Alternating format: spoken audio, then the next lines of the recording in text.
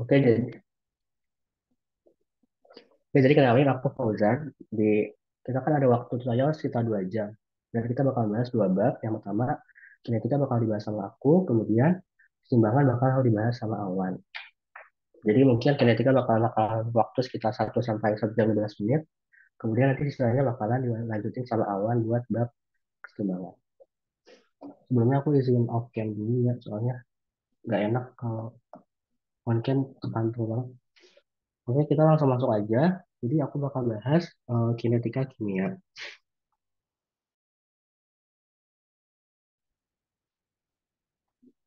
Nah, kinetika kimia ini simpelnya adalah ilmu yang mempelajari laju reaksi.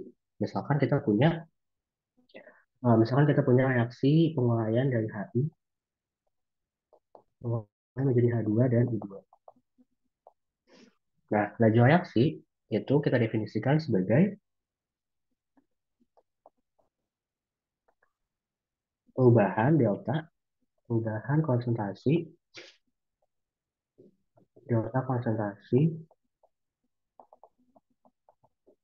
reaktan atau produk dalam interval tertentu dalam delta T.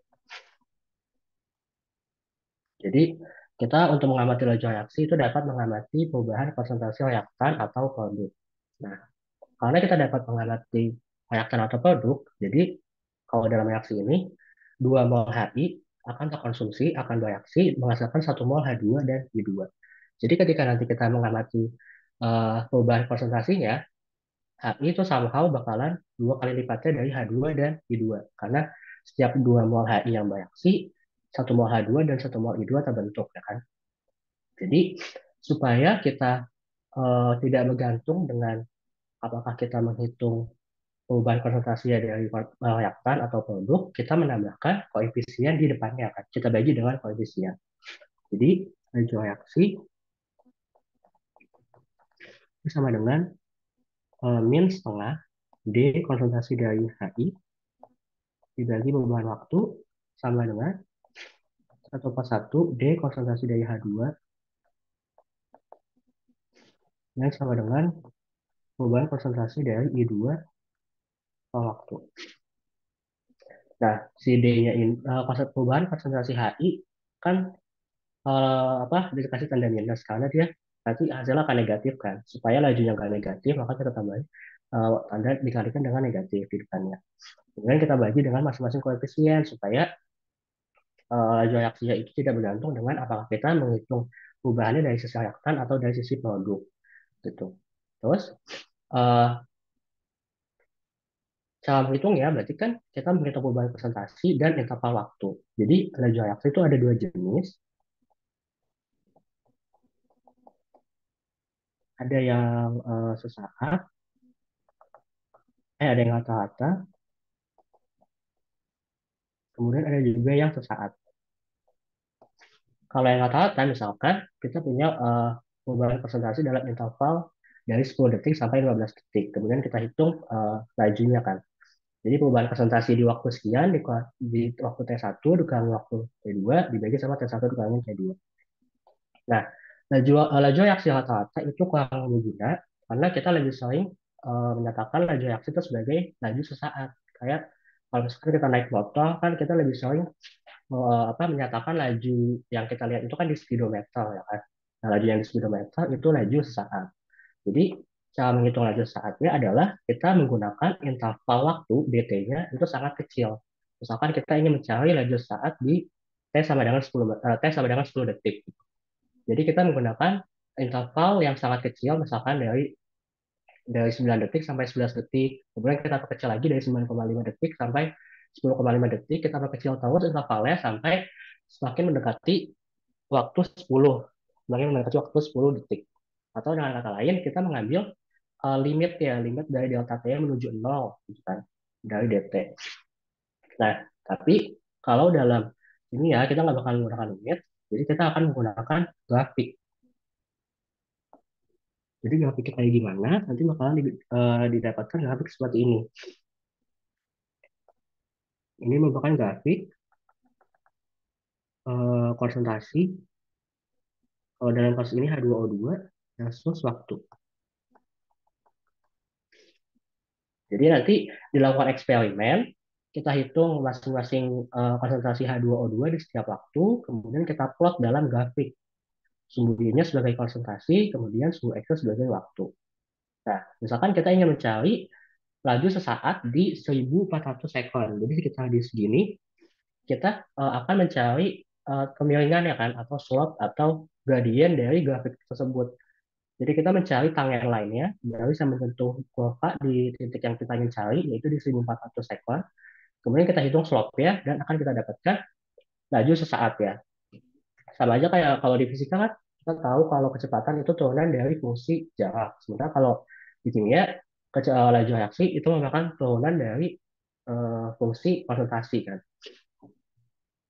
Terus eh, laju sesaat udah, terus sekarang kita akan membahas hubungan antara konsentrasi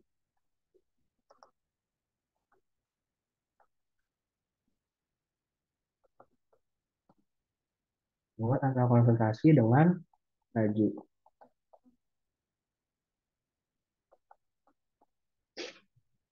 Jadi kita tuh selain ingin mencari ketika kita punya konsentrasi reaktan sekian, kita ingin mencari lajunya berapa. Itu kita bisa menggunakan kesamaan hukum laju atau Rate law. Jadi L sama dengan K tetapan dikali sama reaktan dipangkatkan dengan order. Nah, K itu apa? K itu kan tetapan laju. Tetapan laju ini dia menggambarkan seberapa cepat suatu reaksi berlangsung. Seberapa cepat kecepatan suatu reaksi, ya kan? Seberapa cepat laju suatu reaksi. Kemudian order ini merupakan nilai yang sebanding dengan kontribusi suatu reaktan terhadap lajunya. Jadi order ini bisa merupakan suatu angka yang biasanya bernilai positif dan bilangan bulat. Biasanya 0, 1, atau 2. Ini bisa juga bilangannya pecahan atau bisa juga negatif. Nah, kalau ordernya 0, berarti kan L sama dengan K kali reaktan pangkat 0. Berarti L sama dengan K dikali 1, karena A pangkat 0 1 kan. Jadinya eh, reaktan ini tidak akan ketika reaktan yang ordernya 0, dia reaktan tidak akan berpengaruh terhadap laju. Sementara kalau ordernya 1, ketika kita kita naikkan 2 kali lipat ya, berarti kan L sama dengan K dari 2 A pangkat 2 reaktan, kalau reaktan,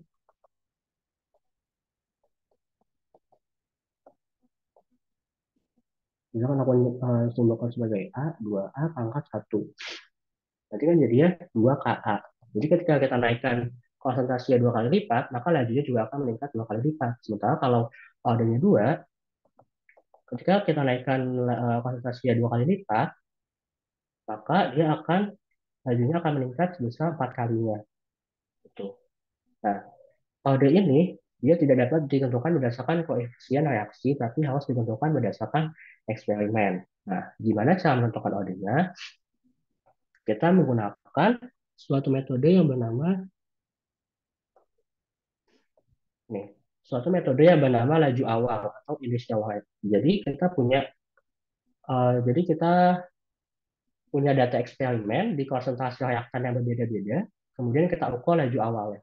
Nah, kenapa kita menggunakan laju awal? Karena laju awal itu kan sama aja laju sesaat di T sama dengan 0, ya kan? Kalau dalam grafik ini, berarti laju sesaat itu digambarkan sebagai kemiringan dari garis yang berwarna hitam ini. Karena dia kan menyentuh T sama dengan 0 kan di sini.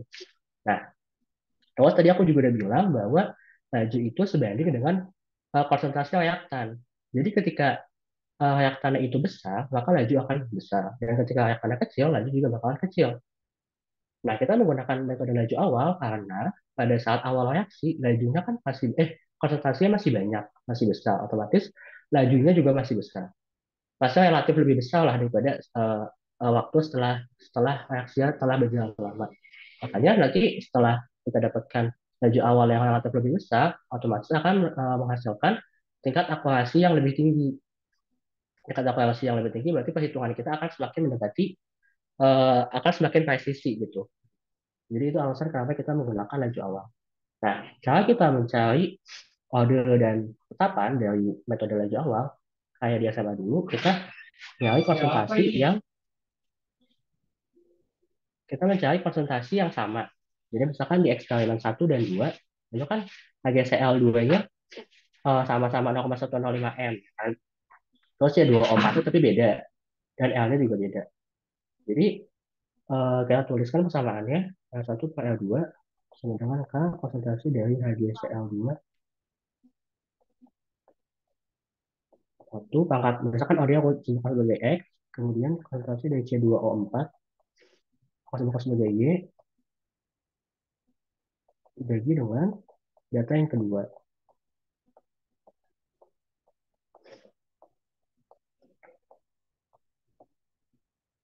Nah, nanti kita masukkan, berarti kan L1-nya 1,8,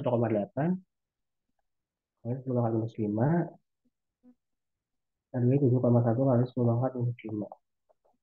Nanti K-nya karena nilai K-nya sama, nah nilai tetapan dari suatu reaksi itu akan bernilai sama. Tapi asalkan suhunya sama. Nah, karena dalam reaksi ini suhunya kan sama dalam eksperimen 1, 2, 3, maka kita bisa coret nilai K-nya. Terus HgCl2-nya kan konsentrasinya juga sama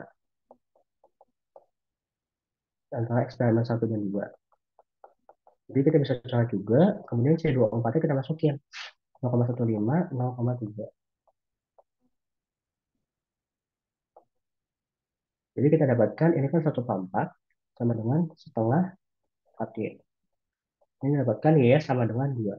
Maka ada dari C2O4 sama dengan 2. Atau kita juga nggak, kita sebenarnya bisa langsung lihat sih dari apa dari data tabel ya. Kita nggak harus hitung kayak gini. Kan ini nanti dicoret. Terus dari data ke satu ke dua itu kan C2O4-nya kita naikin konsentrasi 2 kali lipat. Terus kalau kita naikin konsentrasi 2 kali lipat, lajunya juga bakal naik 2 kali lipat ya kan? Naik 4 kali lipat ya. Kalau konsentrasi kita naikin 2 kali, ternyata lajunya naik 4 kali, maka ordernya dari C2O4 ke 2. Sementara kalau order dari HgCl2, berarti kita cari C2O4 yang sama, ya kan? Jadi kita pakai data eksternalnya 2 dan 3. Jadi kalau uh, laju kita naikin 2 kali lipatnya, kemudian lajunya juga bakal naik 2 kali lipatnya. Maka ordernya dari si HgCl2 sama dengan 1, sementara C2O4 2. Udah, kita udah mengetahui hubungan dari konsentrasi dengan laju. Jadi kita bisa menghitung kalau konsentrasinya sekian, berapa lajunya dari persamaan hukum lajunya. Terus kita juga bisa mencari nilai K-nya. Berarti K-nya kita udah dapat ordernya masing-masing, berarti kan persamaan hukum lajunya L sama dengan K konsentrasi dari HgCl2 kita pangkatin 1 dan C2O4 kita pangkatin 2. Nanti kita masukin ke salah satu data ini, misalkan data ke 1, L-nya kita masukin 1,8 kali 10 kali minus 5, konsentrasinya juga kita masukin, nanti dapat nilai K-nya, tinggal kita bagi, ya kan? Terus, habis itu,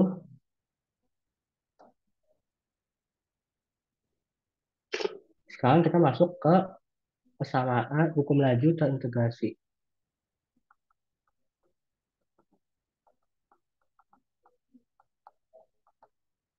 Nah, tadi itu persamaan hukum laju, kita cuma dapat mengetahui ketika kita punya konsentrasi sekian, lajunya berapa. Ya kan? Tapi kalau misalkan kita mau mencari hubungan antara waktu dengan konsentrasi, misalkan pada waktu tertentu kita ingin tahu konsentrasinya berapa, kita harus menggunakan hukum laju terintegrasi. Kenapa namanya integrasi? Karena nanti kita integralkan. Nah, dalam materi kita kimia dasar, kita cuma membatasi ruang lingkup kita dalam reaktan yang ordernya itu 0, 1, dan 2. Order 0, 1, dan 2. Dan juga reaktan yang cuma satu. Misalkan kayak A menjadi produk. Kenapa kita baca kayak gini? Supaya nanti integrasinya nggak terlalu rumit. Gitu. Jadi kita bahas dulu yang order 0. Kalau order 0, berarti hukum lajunya L sama dengan K konsentrasi dari A pangkat 0. Dan ini kita bisa tuliskan juga menjadi min D konsentrasi A dt. KA pangkat 0, berarti kan jadinya K sama dengan min DA per DT. Kita tinggalkan, terus nanti kita integralkan batasnya dari konsentrasi awal sampai konsentrasi di waktu tertentu yang kita inginkan. Dan T-nya juga kita integralkan dari waktu awal 0 sampai T.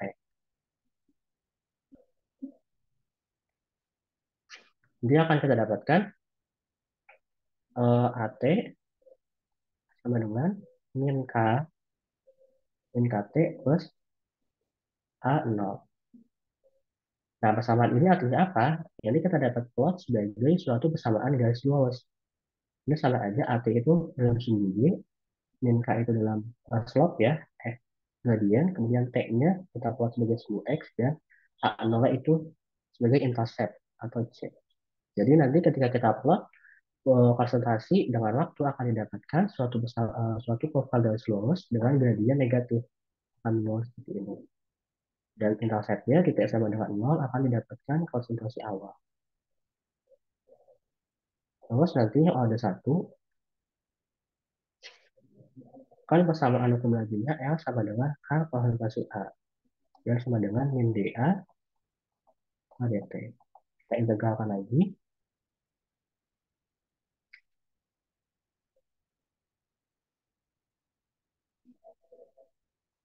K dt sama dengan min dA per A.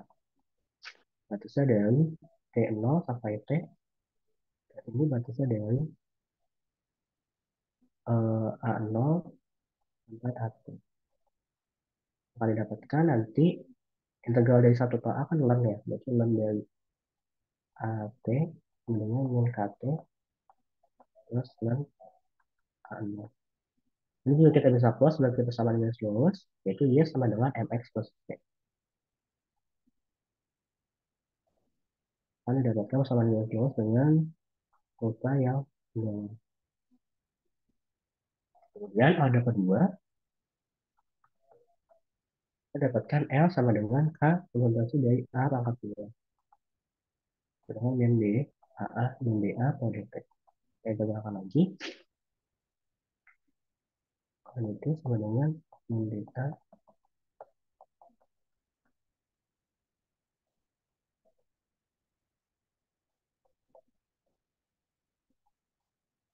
Mari kita dapatkan satu per.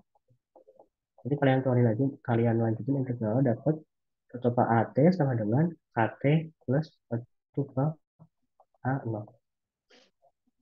Nah, yang ada dua ini dia grafiknya itu beda sendiri dibanding ada satu sama ada 0, ya kan? Ini juga kita bisa plot sebagai Y sama dengan MX plus C. Tapi bedanya kalau ada dua itu grafiknya nanti akan naik karena slope positif, ya kan? Seperti ini. Terus dari persamaan lanjutan integrasi ini kita bisa menurunkan waktu paruh atau simbolnya T setengah.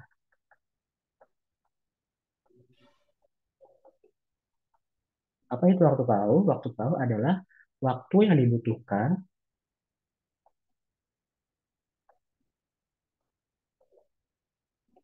untuk konsentrasi awal H0 menjadi setengahnya, menjadi setengah H0. Nah, untuk mencari persamaan waktu paruh, kita tinggal substitusi nilainya ke masing-masing hukum lanjut integrasinya. Misalkan kalau yang order 0 itu kan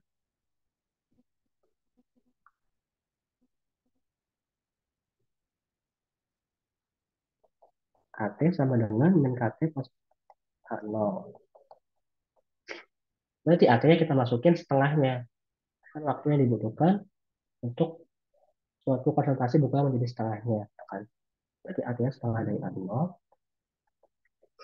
min KT plus A0. Ini nanti dapat min setengah A0 sama dengan min KT dan A dan ini kan T sama dengan T setengah ya. Berarti T setengah sama dengan A0 konsentrasi awal dibagi 2K. Terus nanti buat yang ada satu sama ada dua, kalian tinggal masukin aja ke hukum lainnya. Kalau ada satu berarti kita masukinnya ke len. Nanti artinya kita ubah lagi jadi setengah nol. Dan ini nanti bakal jadi len 2. Jadi nanti bakalan didapatkan sebuah persamaan akhir dengan rangkuman sebagai ini. Nah, untuk yang ada ini kan tadinya udah kita turunin ya, ada nol, ada satu, ada dua. Hukum aja kayak gini. Kemudian persamaan lanjutan integrasinya yang tadi udah kita turunkan. Nah, pertanyaannya adalah apakah kita perlu menghafalkan ini? Ini nggak perlu dihafalin karena nanti pas ujian itu udah dicantumin di tabel di tabel atas ya di sini. Nih, di berbagai data ini. Ln NT, ln N0 min KT udah dikasih tahu, terus ada nol juga, ada 2 juga udah. Jadi nggak usah dihafalin. Kalau mau nurunin, mungkin kalau kalian gabut aja kali ya. Terus tadi waktu paunya kan aku udah masih lihat yang penurunan dari untuk yang ada nol. Kalau yang ada 2 itu dia akan dapat ln 2 sama dengan T setengah sama dengan ln 2 atau nilai 0,693 per K. Kalau ada dua itu satu per konsentrasi awal. Nah, persamaan ini berguna buat apa? Persamaan ini juga berguna buat menentukan order dari suatu reaksi.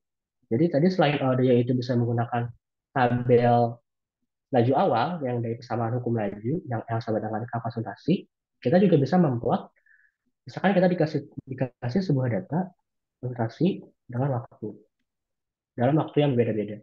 Nanti kita dapat mengetahui ordernya dengan memplot kurvanya. Kalau ada nol, berarti kita memplot A versus T, A sumbu Y, T-nya sumbu X. Kemudian kalau ada satu, berarti len konsentrasi di sumbu X dan T-nya di sumbu len konsentrasi di sumbu Y, terus waktu di sumbu X. Kalau yang ada dua, berarti satu per A versus waktu. Nanti kalian plot di kalkulator, nah, terus kalian cari nilai L-nya, regresinya berapa. Kalian cari nilai L-nya, terus kalian pilih L yang paling mendekati satu. Misalkan setelah aku plot dapat kurva untuk ada 0 dapat L-nya itu 0,98. Terus yang len A ini kita dapatkan 0,999. Terus yang ada 2 kita dapatkan regresinya itu 0,97. Nah, maka reaksi ini itu merupakan reaksi order satu karena dia L-nya itu semakin mendekati satu, otomatis grafiknya itu semakin lurus. Terus selain kita mencari order dari hukum lanjutan integrasi, kita juga bisa mencari order dari waktu pauhnya. Kalau kalian lihat di sini rumusnya, untuk order 0 itu kan ada konsentrasi awal ya. Terus order 2 juga ada konsentrasi awal. Sementara order satu itu dia nggak ada masukin persamaan konsentrasi awal. Jadi kalau nanti kalian melihat waktu pauhnya itu konstan, misalkan kayak waktu pauh dari konsentrasi 6 molar menjadi 3 molar itu waktunya 10 detik. Terus dari 10 molar menjadi 5 molar, waktunya juga 10 detik. Berarti kan waktu pawanya konstan. Nah, kalau waktu pawanya konstan, berarti dia tidak berpengaruh terhadap konsentrasi awal. Makanya kita bisa menandakan bahwa reaksi tersebut merupakan reaksi order satu. Tapi kalau ada 0 atau ada 2, waktu pawanya itu sangat bergantung dengan konsentrasi awal. Nanti untuk lebih jelasnya kita bakalan bahas di latihan soal. Terus kita udah bahas lanjutan integrasi, persamaan hukum laju. Sekarang kita bahas ini teorinya. Teori laju reaksi. Jadi ada dua teori. Yang pertama itu teori tumbukan.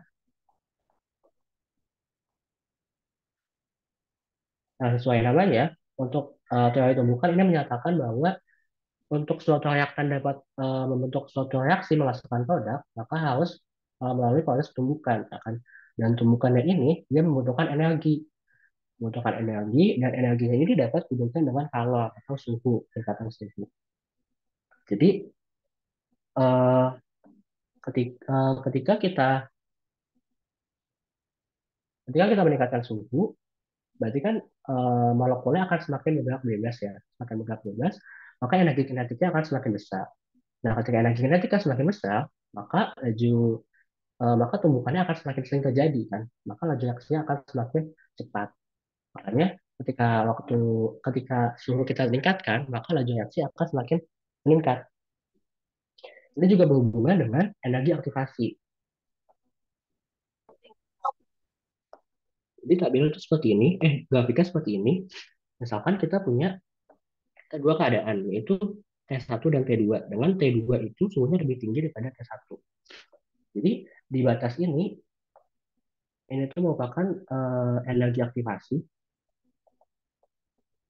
Energi aktivasi itu apa? Energi aktivasi adalah energi minimum yang diperlukan oleh reaktan agar reaktan dapat berhasil membentuk produk.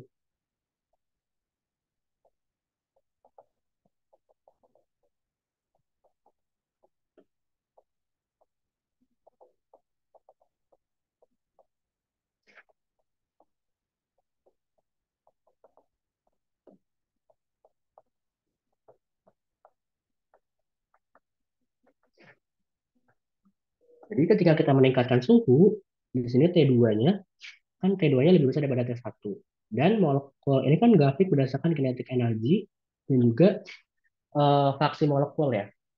Jadi ketika kita meningkatkan suhu, molekul yang berhasil melewati energi aktivasi akan semakin banyak. Atau dengan kata lain, ketika kita meningkatkan suhu, maka produknya akan semakin banyak. Produknya semakin banyak, maka reaksinya semakin cepat.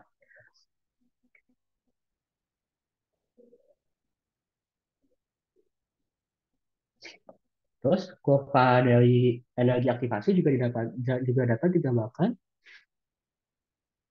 seperti ini. Ini energi potensial.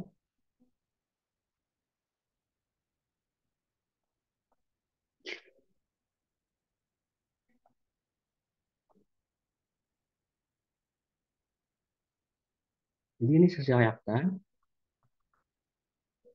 kemudian ini sisi produk. Jadi untuk reaktan mencapai produk, dia harus melewati suatu batas, suatu energi yang tinggi, suatu bukit gitu ya. Namanya ini energi aktivasi. Jadi berbeda energi antara reaktan dengan batas bukit ini disebut sebagai energi aktivasi. Nah, ketika suhunya kita tingkatkan, otomatis molekulnya kan semakin bergerak cepat, berarti dia akan semakin mudah untuk melewati bukit ini, ya kan? Makanya ketika kita meningkatkan suhu, maka molekul akan semakin mudah melewati energi aktivasi dan energi akan dan tetapan akan semakin semakin besar dan laju akan semakin cepat.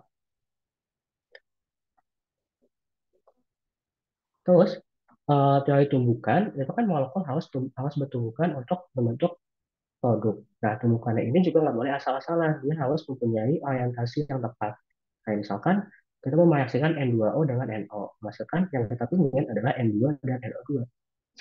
Nah, kalau dia O-nya ini langsung ketemu sama N, berarti kan dia kayak langsung ketemu gitu kan. Jadi dia bisa langsung bereaksi membentuk produknya. Sementara kalau O-nya ketemu O atau N-nya ketemu N, orientasinya itu nggak tepat. Jadinya reaksinya itu dia kurang kurang terjadi. Jadi reaksinya akan lambat seperti itu. Terus yang kedua itu teori keadaan transisi. Misalkan kita punya reaksi CH3Cl dengan OH membentuk CH3OH plus Cl. Nah, teori keadaan transisi ini bilang ketika reaktan itu dia disampaikan sama reaktan lain sama si OH, dia tuh kayak bimbang gitu. Makanya aku gambarkan sebagai titik-titik. Jadi si CH3 ini dia harus mampu untuk melepas Cl dan harus mampu untuk menerima OH. Nah, ketika CH3-nya lebih condong untuk berikatan dengan Cl, maka OH tidak akan bereaksi dengan CH3Cl. Begitu juga kebalikannya. Jadi keadaan transisi ini menggambarkan sebuah kompleks namanya kompleks reaktivasi yang reaktan itu dia menggandeng menggandeng dan kebingungan untuk mau berikatan sama siapa gitu. Sesimpel itu. Terus teorinya udah, kita udah bahas energi aktivasi tadi. Nah, energi aktivasi tadi kan berkaitan dengan suhu. Nah, selanjutnya kita bakal bahas suhu dengan hubungan antara suhu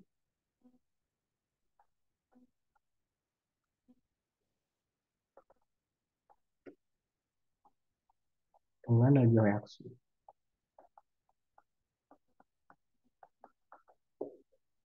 Nah, hubungan ini dihitung dengan persamaan matematis yang diusulkan oleh Arrhenius dengan persamaan K sama dengan tetapan laju sama dengan A E min energi aktivasi per L. Jadi tetapan laju sama dengan A ini konstanta Arrhenius, konstanta tunjukan, dikali min A itu energi aktivasi per L pangkat T. Per L kali T. Karena di sini ada suhu sama energi aktivasi sama K, otomatis K-nya akan juga meningkat. Kenapa? Laju reaksi itu konstantanya sangat bergantung dengan suhu. Ini supaya penghitungan lebih mudah, kita jadikan ln.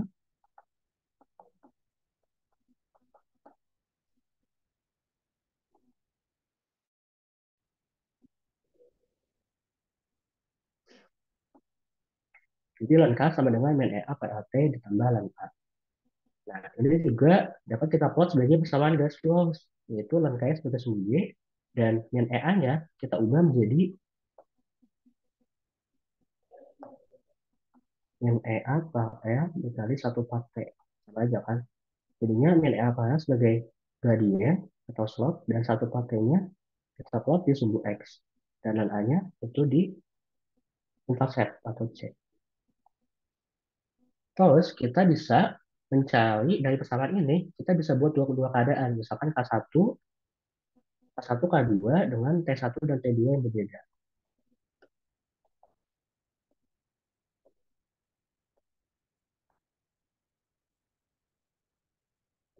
Nanti kita masukkan, misalkan ln K1 kita masukin T-nya tuh T1, kemudian ln K2 T-nya juga T2.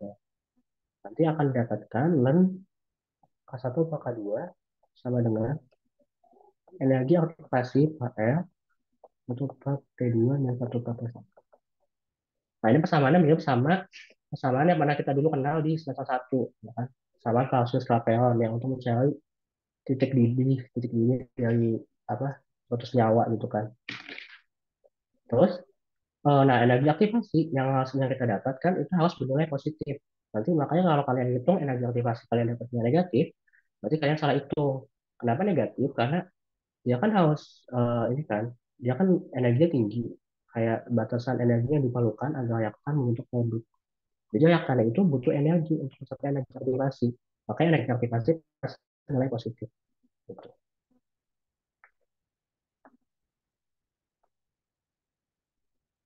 Terus kita udah bahas tadi hubungan antara konsentrasi dengan laju reaksi, kita hitung dengan persamaan hukum laju yang sama dengan K konsentrasi pangkat Prodi.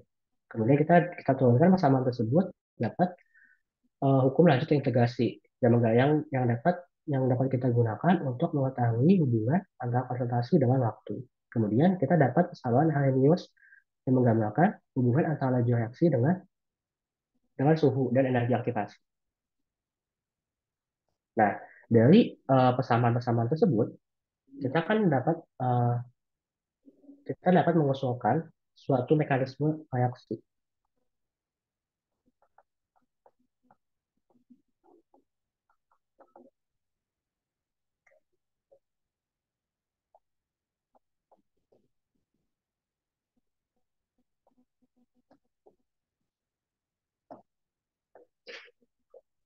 Jadi mekanisme reaksi adalah ketika kita mengusulkan suatu mekanisme dan kita membandingkannya dengan eksperimen. Misalkan kita punya reaksi H2 ditambah 2ICl menjadi U2 ditambah HCl. Kemudian diketahui bahwa hukum laju dari eksperimennya itu L sama dengan A konsentrasi H2 dikali konsentrasi ICl. Nah, dari hukum laju yang kita dapatkan eksperimennya ini, kita dapat mengusulkan suatu mekanisme reaksi yang masuk akal. Nah, suatu mekanisme yang masuk akal yang terdiri dari reaksi-reaksi, tahapan-tahapan reaksi yang bernama reaksi elemental.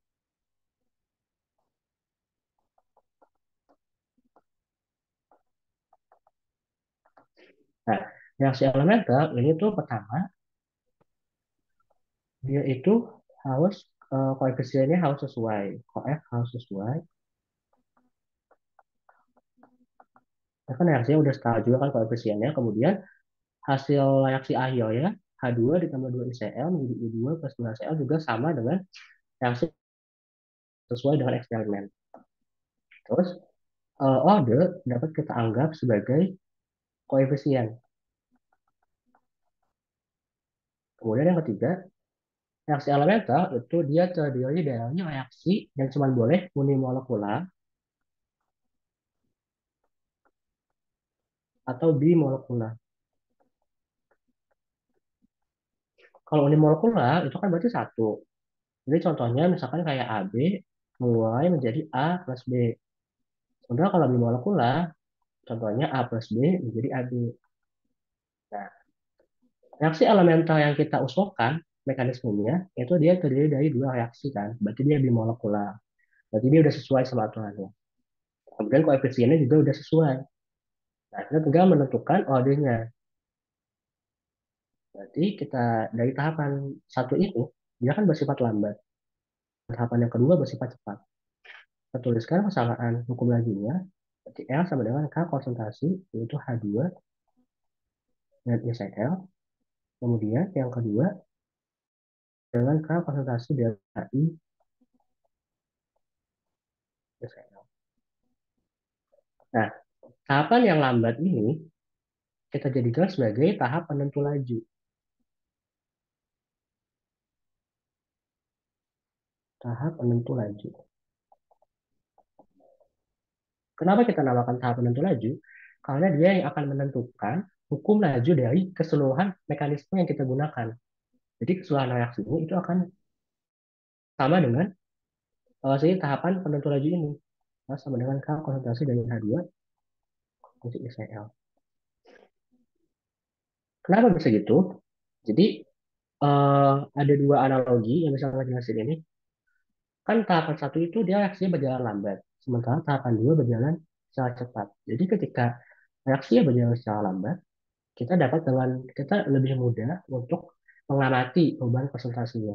Jadi ketika kita ingin menghitung laju kan kita mengamati perubahan konsentrasinya kan. Ketika tahapannya lambat, maka kita akan dapat dengan lebih mudah mengamati perubahannya.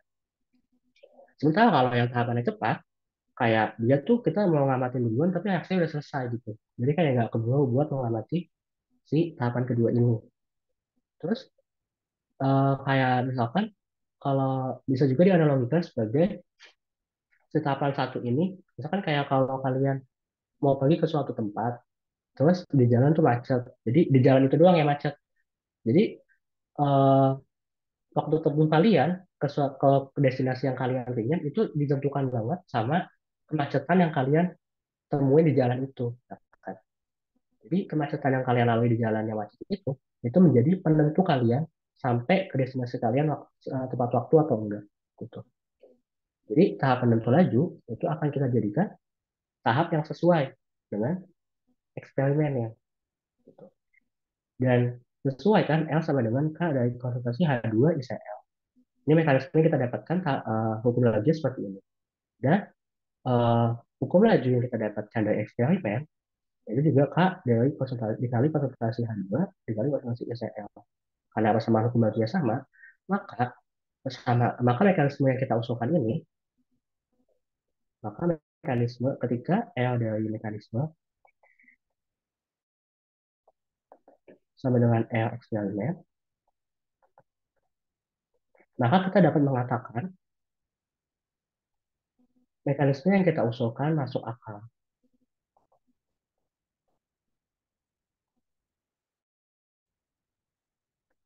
Kita nggak tahu pasti apakah ketika senyawa-senyawa ini bereaksi mekanismenya berjalan seperti ini. H2 bereaksi dulu dengan ICl, kemudian membentuk HI, HI-nya sebagai intermediate, kemudian bereaksi lagi dengan ICl, membentuk I2 plus HCl. Kita nggak tahu pasti apakah reaksinya dengan mekanisme seperti itu dalam real life ya, dalam dalam dalam mikroskopik ya. Tapi kita cuma bisa mengatakan bahwa mekanisme itu masuk akal karena itu sesuai dengan eksperimen. Itu. Terus ini kan tahapannya ada satu sama dua ya. Kalau yang ini yang cepat dulu, yang lambat dulu baru cepat. Gimana kalau kebalikannya? Jadi misalkan aku punya reaksi seperti ini. 2NO bereaksi dengan O2. NO2. Dan persamaan hukum laju yang ditentukan berdasarkan eksperimen, NO-nya tuh OD2 dan O2-nya OD1. Nah, kita bisa menentukan mekanisme reaksi ya dengan cara yang sama. Ini kebalikannya. Kalau yang tadi slow dulu, tahapan satunya baru pas. Kalau di sini pas dulu baru slow. Nah, seperti yang tadi, tahapan yang slow ini yang lambat dijadikan sebagai tahap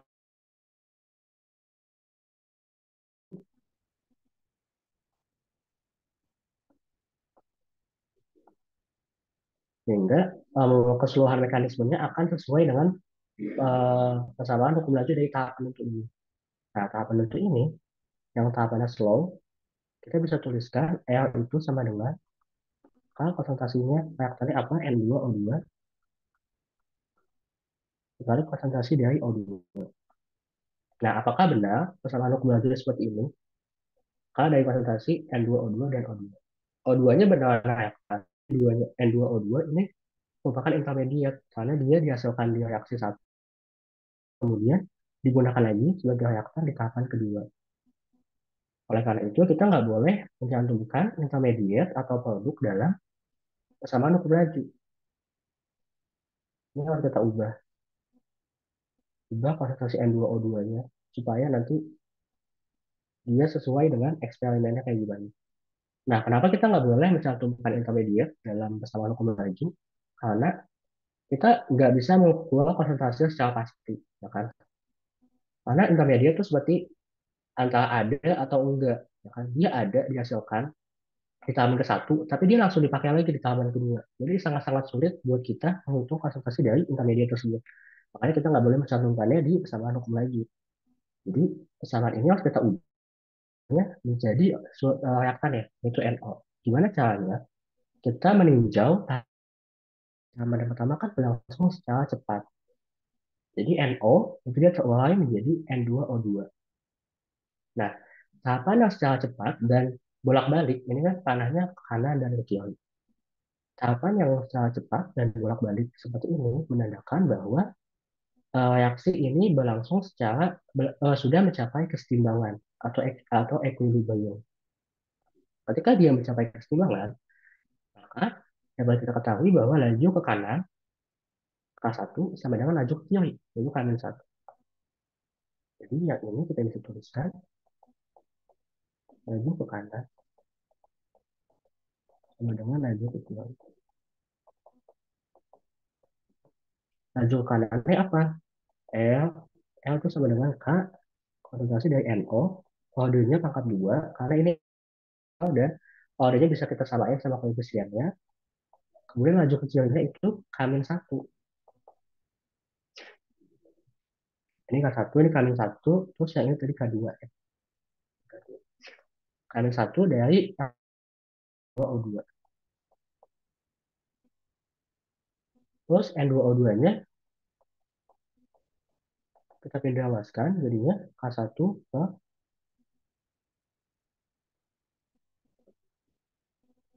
K1 ke K-1 konsentrasi dari NO1. Nah, kita udah dapet persamaan dari konsentrasi N2O2. Dan persamaannya itu ada si NO-nya. NO kan sebagai reaktan. Makanya kita udah dapet nih substitusinya dari konsentrasi N2O2. Terus ini kita masukin ke persamaan yang ini. Jadinya L sama dengan K2. Ini kita dapat K2 N2O2 konsentrasi O2.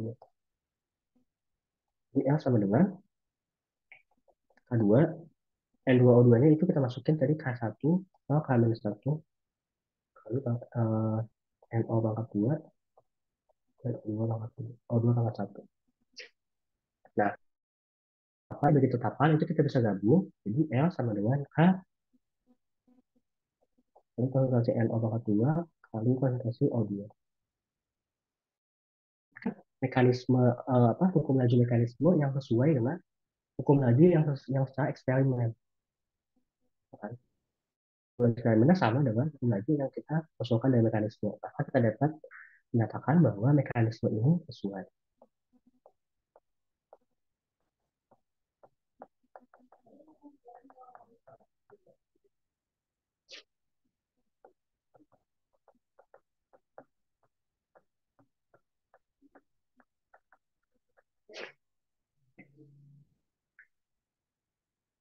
Terus sebenarnya ada satu lagi tentang mekanisme reaksi.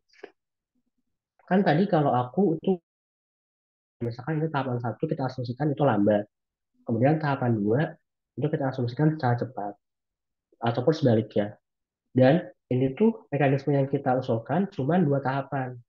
Gimana kalau mekanisme yang kita usulkan itu terdiri dari dua tiga tahapan atau lebih. Dan nggak kita nggak nebak gitu yang mana yang cepat, yang mana yang lambat duluan. Itu kita bisa menggunakan persamaan persamaan steady state.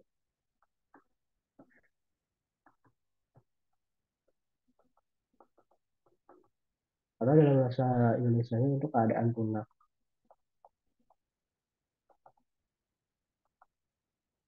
Tapi aku nggak bakal jelasin di sini. Pertama, karena nggak bakal keluar di ujian. Oh, dosen aku juga bilang, ini kan kalau kita harus nurunin nanti persamaan itu lumayan. Jadi nggak bakal keluar di ujian. Terus waktunya juga terbatas karena nanti bakal dilanjutin juga ke. Jadi steady state ini nggak bakal. Jadi mekanisme yang kita kenal, yang kita pelajari itu cuma ini aja. Jadi kita mengasumsikan tahapannya itu lambat atau cepat. Seperti itu. Sampai sini ada yang mau ditanyain dulu gak?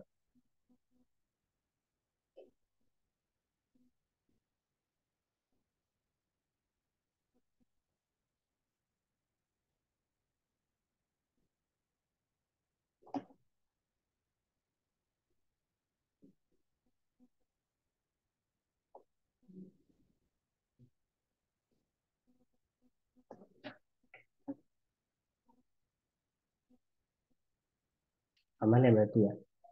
Kita langsung masuk ke latihan soalnya. Nah, latihan soalnya aku ngambil dari UTS tahun lalu, tahun 2023, 2022, 2023, 2023, 2024. Jadi di sini soalnya itu kita diberikan sebuah grafik hubungan antara tekanan total dalam satuan ATM dengan waktu dalam satuan menit. Kemudian diberikan reaksi padatan AB3 mengalami reaksi dekomposisi. AB3 menjadi A solid ditambah 3,2 B2 dalam fase gas. Reaksi dekomposisi tersebut terjadi dalam wadah berukuran 1 liter yang awalnya berada dalam kondisi vakum pada suhu 92 derajat Celcius. Grafik di atas merupakan aluan tekanan total sebagai fungsi waktu untuk reaksi tersebut. Reaksi yang kita punya AB3 solid menjadi A solid ditambah B2 gas. Dan kurva yang kita punya yaitu tekanan total dan waktu. Karena dalam reaksi ini yang satu-satunya fase gas itu cuma B, maka tekanan total ini juga sama dengan tekanan dari si B2. Kan?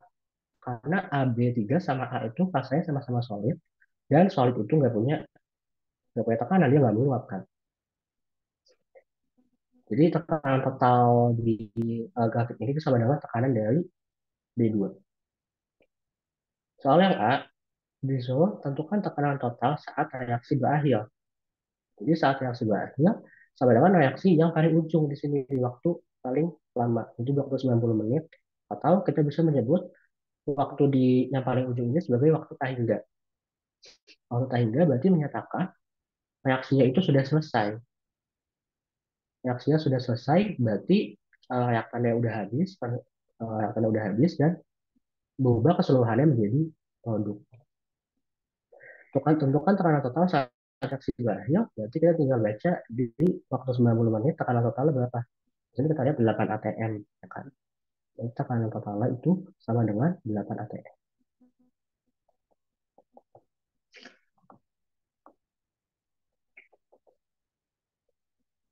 Lanjut yang B, lengkapi tabel di bawah ini.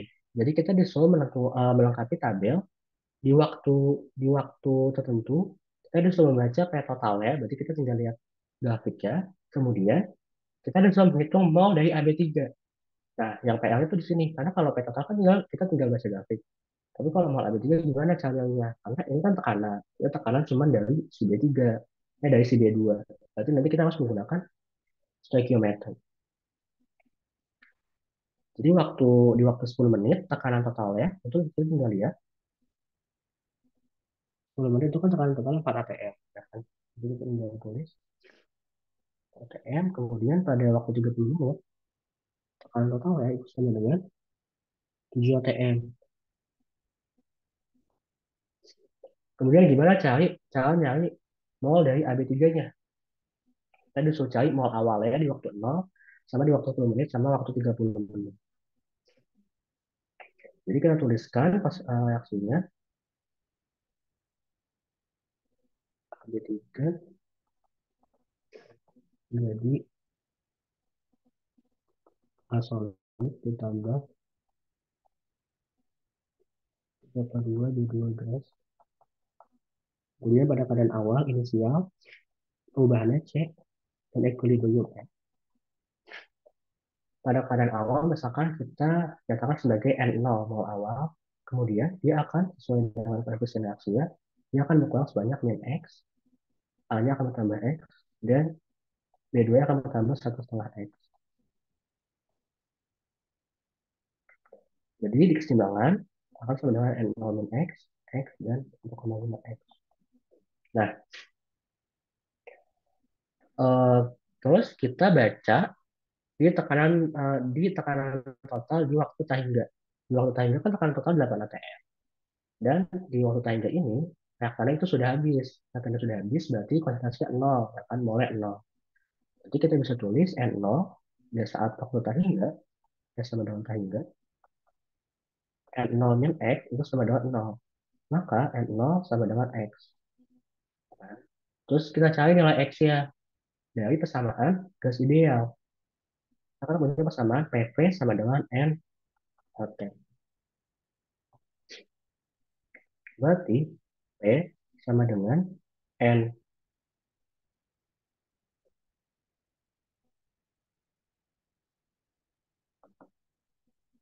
Kita mau nyari mole ya, maaf.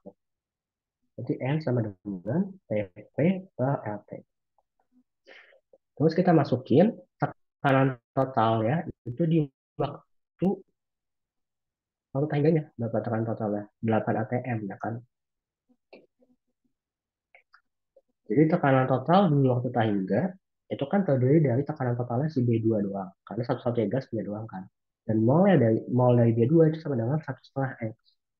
Maka N-nya itu 1,5 X sama dengan T-nya, tekanan dari si B2 sama dengan tekanan total. Tekanan total di waktu Tahingga itu sama dengan 8. P-nya itu dia 1 liter. Kemudian T-nya 62 derajat Celcius. Ini 8 kali 1 per L itu konstanta gas. Kita pakai 8, kita pakai 0,082 karena tekanan bukan energi. Kemudian T-nya kita ubah jadi Kelvin, berarti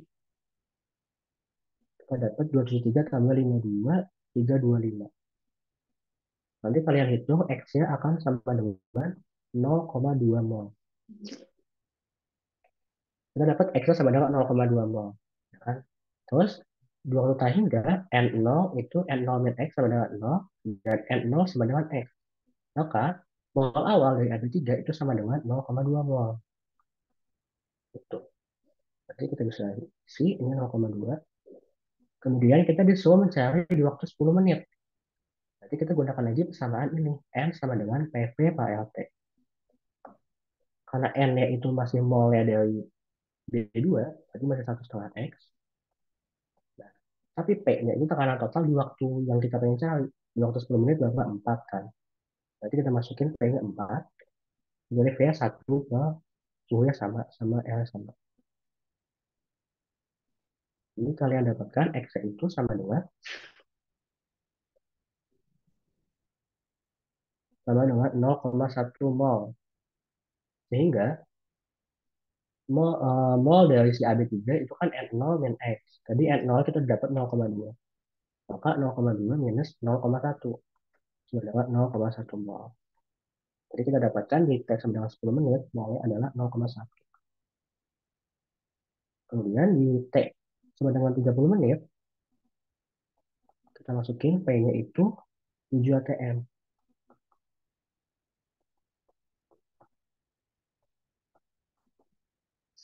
Jadi kalian akan dapat X-nya itu sama dengan 0,1.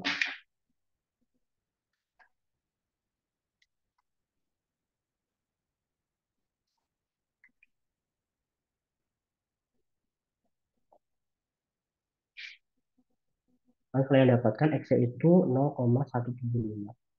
Maka N0 X sama dengan 0,2 dikurangi 0,175 sama dengan 0,025 mol. Ini sama dengan 0,025 mol. Dah, yang B sampai dulu. Terus ada yang mau ditanyain nggak sampai sini? Aman ya nanti. Terus yang C, tentukan ada reaksi dekomposisi dari AB3. Nah, untuk menentukan ada reaksi, kita dapat memplot tekanan terhadap waktu, ya kan? Karena konsentrasi di gas itu sama dengan tekanan. Tapi karena kita kan baru punya data tekanan, kita bahwa kita kan memplot konsentrasi reaktan terhadap waktu. Nah, konsentrasinya itu kan mol dari si AB3 dibagi volumenya kan 1 liter. Nah, kita baru punya data di menit-menit segini, 0, 10, sama 30. Berarti buat memplot ya, kita harus mencari data dari tambahan dari grafik. Jadi kan yang 0 ini molnya 0,2. Terus 10 itu 0,1,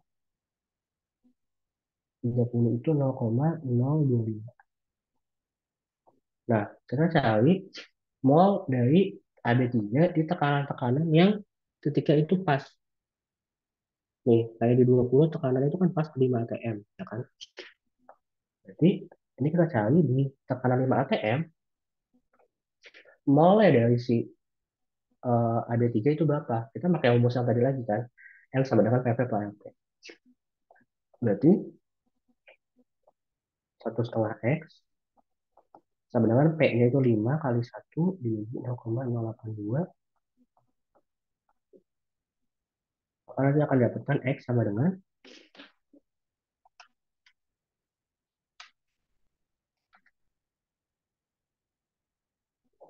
0,125.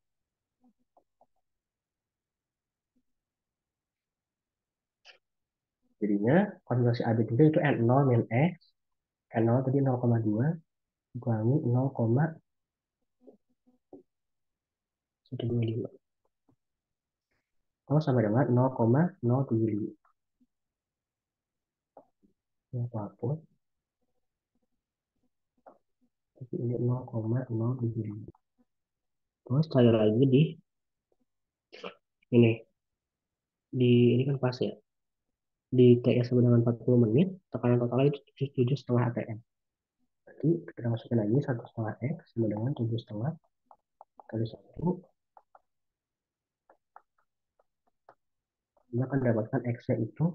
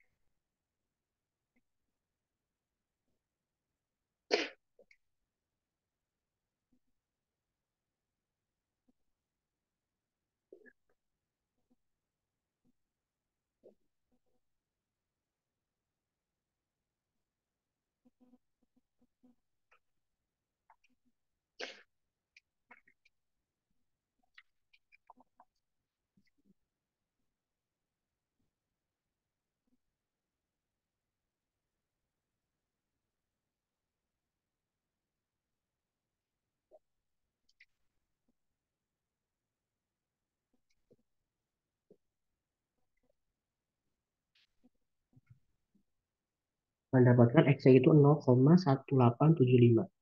Maka N0 min X sama dengan 0,2 dikurangi 0,1875 sama dengan 0,0125.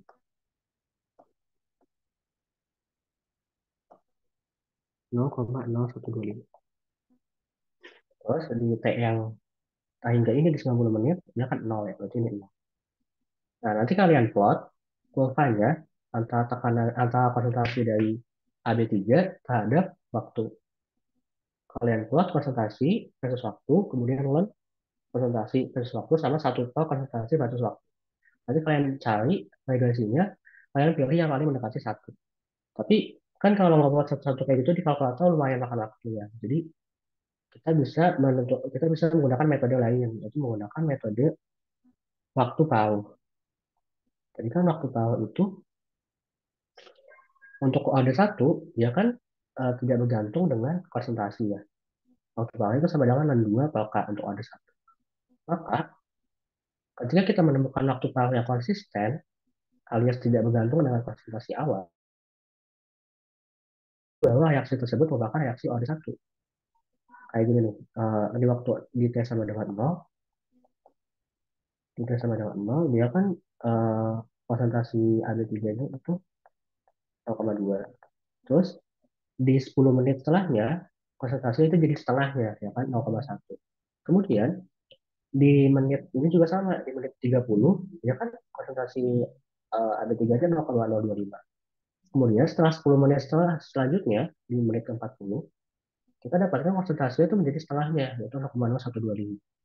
Jadi kita dapatkan waktu paruh yang konstan, yaitu bernilai 10 menit.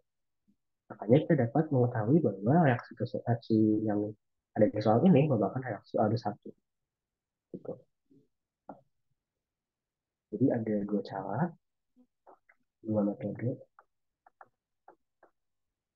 plot konsentrasi, dan plot satu konsentrasi versus waktu.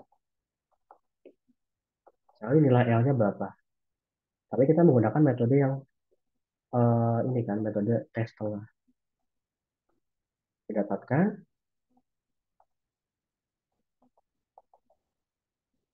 tes setengah yang konsisten. Menandakan bahwa reaksi tersebut, reaksi dekomposisi AB3 merupakan aldehyde satu.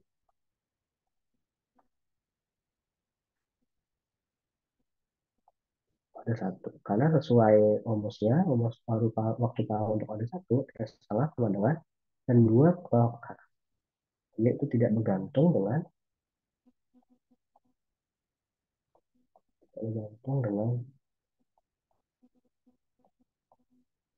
konsentrasi awal, konsentrasi AB3 gitu. Kalau kalian mau pakai metode yang ngeplot kurva terus cari nilai gradasinya itu juga sama aja, pasti nanti bakal dapetin yang kurva antara ln konsentrasi dengan waktu, itu nilai gradasinya akan yang paling mendekati satu gitu. Terus hitung tetapan laju beserta satuan yang sesuai. Nah, untuk menghitung tetapan laju, kita juga bisa menggunakan dua metode. Nah, tadi kita ngeplot grafik, itu kalau kita dapetin ada satu, berarti kan dia merupakan ln dari A versus waktu. Ya kan? Terus, tetapannya itu merupakan nilai dari gradien atau kemiringannya. Ya kan? Kayak di rumus ini, ln AT sama dengan min KT plus ln A0. Berarti min K-nya ini merupakan gradien. Jadi kalau kalian menggunakan plot kurva, tetapan itu sama dengan slope atau gradien. Tapi karena tadi kita apa ngerjainnya itu menggunakan metode waktu paruh, maka kita menggunakan waktu paruh juga. Jadi kan kita mendapatkan waktu paruhnya itu 10 menit ya. Jadi 10 menit dengan dan 2 per jangan deh. Jadi nanti dapat K-nya itu sama dengan 2 per 10 atau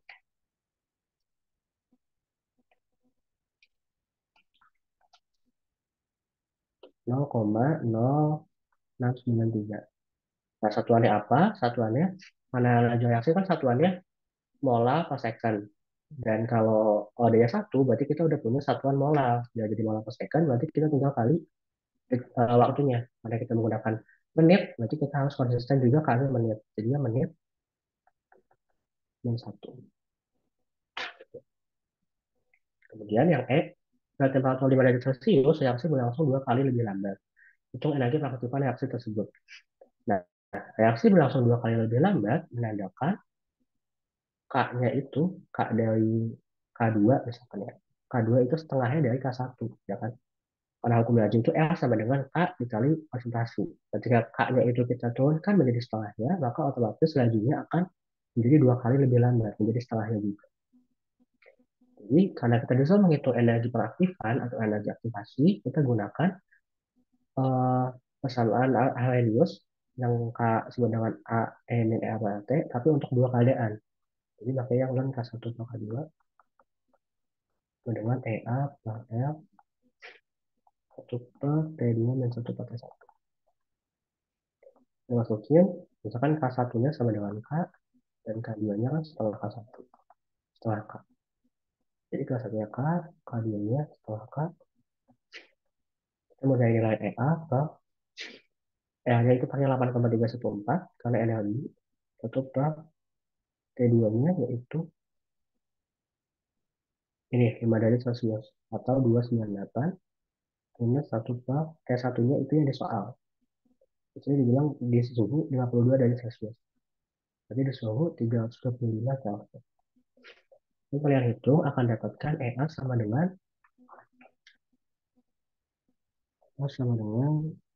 kita punya ini EA akan dapatkan 11.078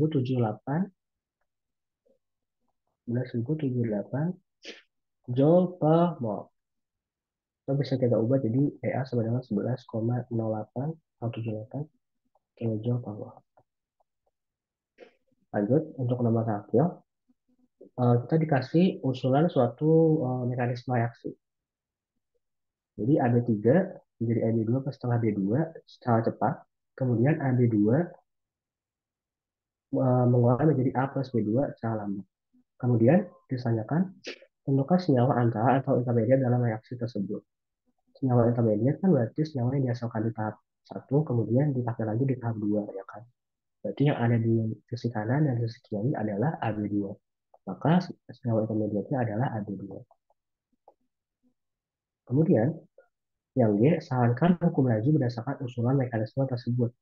Nah, berarti kita uh, cari dulu yang mana menjadi tahap penentu laju. Ya kan? Yang menjadi tahap penentu laju adalah tahap yang lambat. Tahap yang lambat itu yang ini.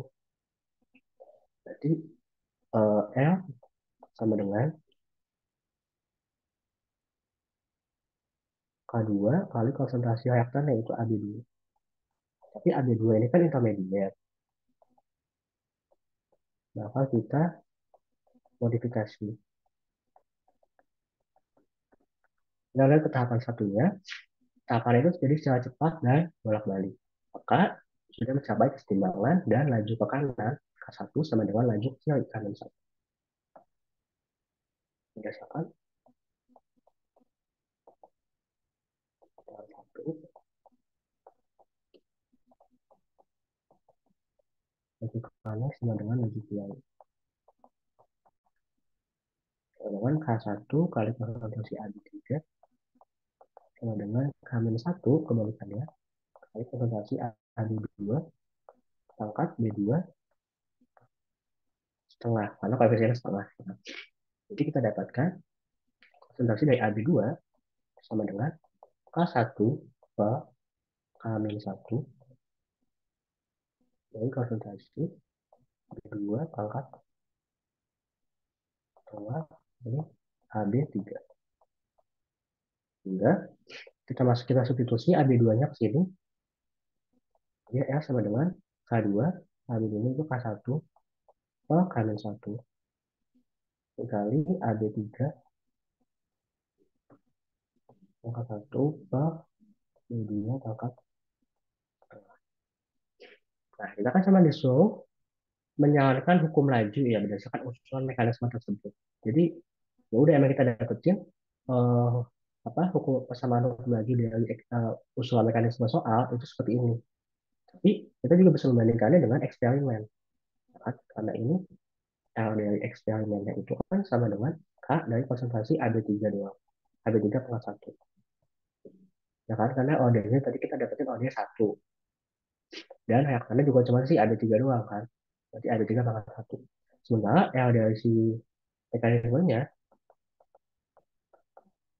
itu sama dengan ini kan K2, K1 per K1, KB3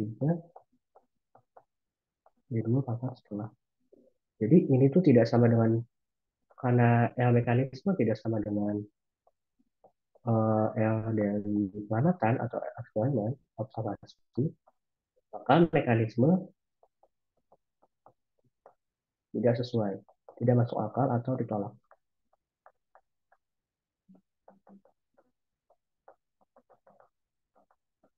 Tapi di soal nggak sampai disuruh menentukan sih apakah mekanisme tersebut masuk akal atau enggak. Cuma disuruh menentukan, menyarankan aja hukum laju berapa. Jadi kita cuma dapat sampai sini aja jawabannya. Ya, sama dengan K2 K1 K 1 K3 kurang K2 pangkat setengah. Sampai sini udah selesai untuk bab kinetika kimia. Ada yang mau ditanyain nggak?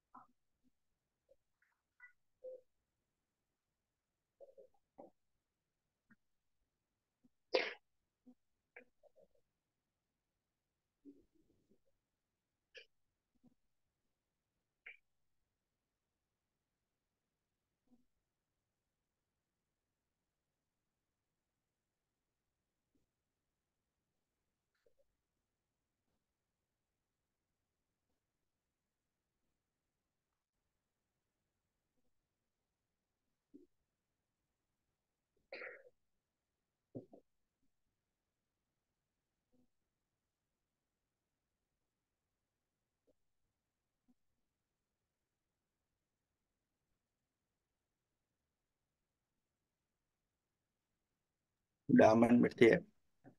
Sama Makasih kayak Fauzan kalau buat ya, penyetikannya. makasih ya guys. Ya, tadi sama Fauzan udah ngebahas kinetika dan sekarang aku akan lanjut bahas kesetimbangan. Tapi sebelumnya maaf aku juga off cam karena takutnya nge-lag ya. Jadi aku izin off cam. Bentar ya.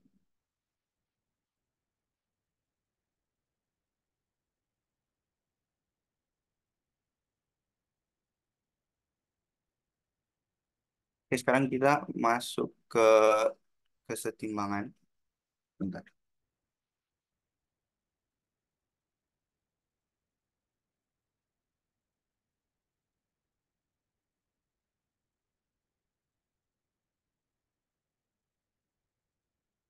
Nah, jadi kesetimbangan itu lanjutan dari tadi kinetika dan kesetimbangan kimia ini lebih gampang ya harusnya dari kinetika yang tadi.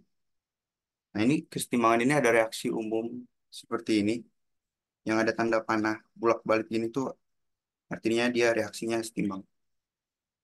Nah, ini kesetimbangan ini tercapai kalau laju reaksinya menuju produk dan kebalikannya sama. Nah, ini ada tetapan kesetimbangan.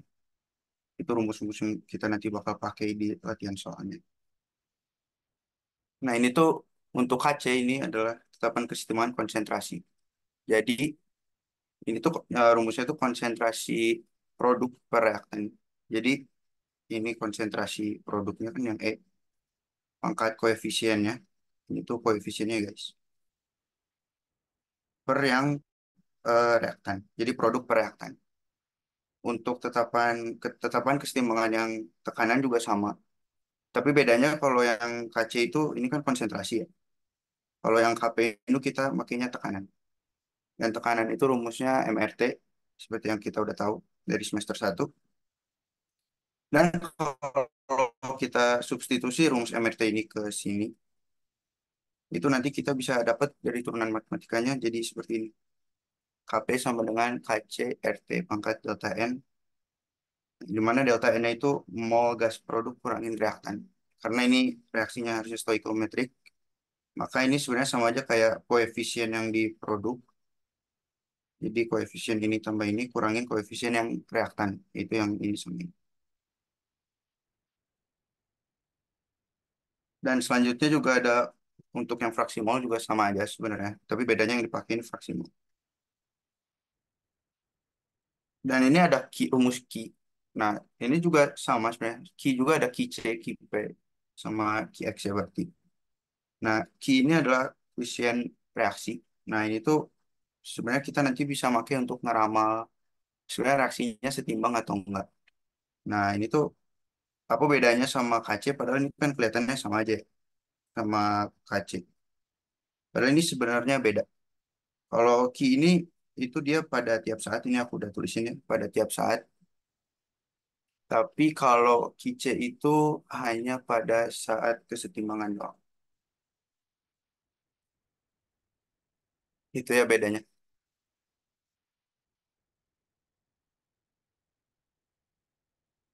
Kayak sejauh ini aman nggak? Kayaknya aku nggak ngeliat nggak ya di share screen ini. Nggak ya, aman ya. Oke, kita lanjut. Aku mau nambahin juga. Jadi pada kesetimbangan ini tuh yang kita masukin ke rumus tetapan kesetimbangannya itu hanya yang gas saja atau nggak yang larutan kayak gitu. Padatan dan cairan murninya nggak dimasukin ke tetapan. Jadi kalau misalkan kita punya reaksi NH,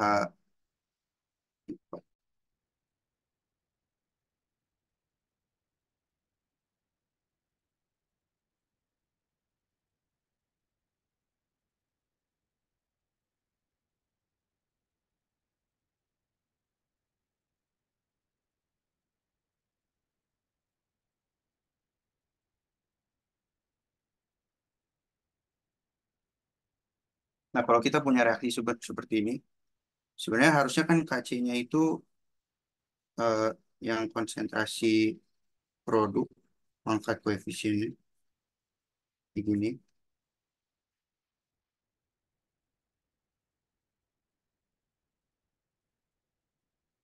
per yang reaktan.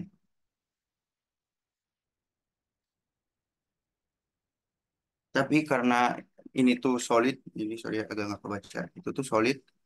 Jadi ini NH4 dua kali CO3-nya kita bisa abaikan. Jadi Kc-nya itu sebenarnya cuma ini aja. Sorry. Cuman ini. Jadi padatan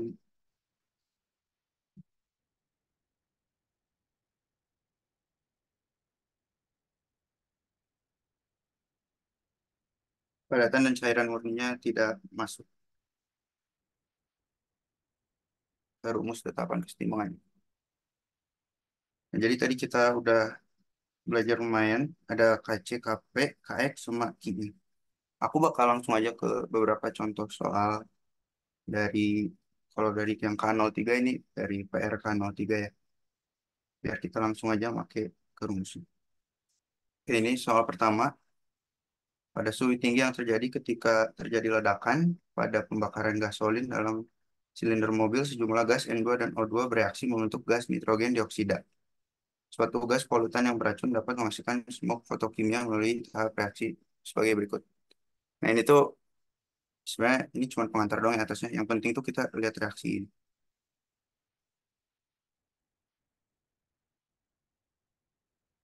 Nah aku udah tulisin reaksinya. Yang pertama ini reaksi pertama dan ini reaksi kedua ya. Aku udah tulisin ini di bawah. Dan yang kita lihat yang A dulu. Tunjukkan bahwa Kice reaksi total dari kedua tahap di atas sama dengan perkalian masing-masing Kice tahap reaksi.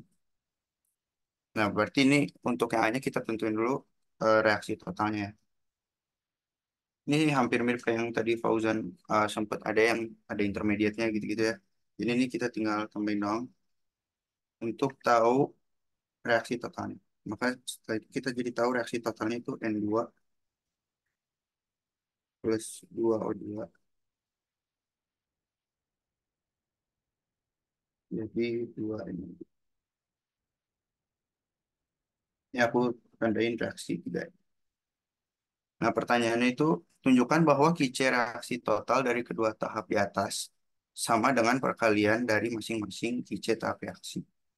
Nah, berarti ini untuk yang A, ini tuh kita diminta ngebuktiin kalau Kice yang tiga atau Kice yang reaksi total itu sama aja kayak Kice satu kali Kice dua. Nah, ini sebenarnya kita tinggal masukin aja ke rumus yang tadi ya, tetapan kesetimbangan. Maka yang ini Kice tiganya ini NO2 dua karena dari sini ya. Dan pangkat itu yang koefisien per yang reaktan. Ini N2 kali O2 pangkat 3. Dan ini yang QC1 berarti kita tinjau yang reaksi satu. Berarti ini jadi NO2 di konsentrasi N2 jadi O2 dikali ya. Dan dikali QC2. QC2-nya berarti yang reaksi yang ini. Yang kedua. Ini NO2.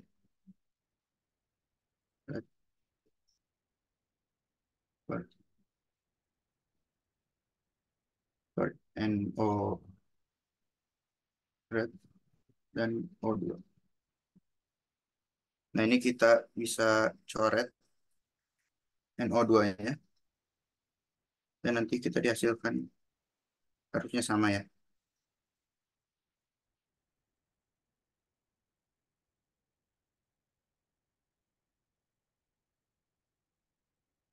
Nah, ini harusnya jadi sama. Jadi ini kita udah nunjukin bahwa reaksi total ini tuh sama aja kayak eh Ki yang reaksi tahap-tahap sebelumnya. Perkalian Ki 1 sama Ki 2, sorry. Dan yang B. Hitung kaca reaksi total. Nah kan sebelumnya kita udah ini ya, udah lihat dari sini kalau Ki itu sama KC itu rumusnya sebenarnya sama aja. Cuman bedanya kalau Ki itu pada tiap saat dan KC pada saat kesetimbangan. Jadi sebenarnya ini tuh ya sama aja. Jadi KC totalnya ke KC 3 itu sama aja kayak KC 1 kali KC 2. Maka KC 3-nya sama dengan KC 1-nya itu 4,3 kali 10 pangkat 25 dan KC 2-nya 4 kali 10 pangkat 9.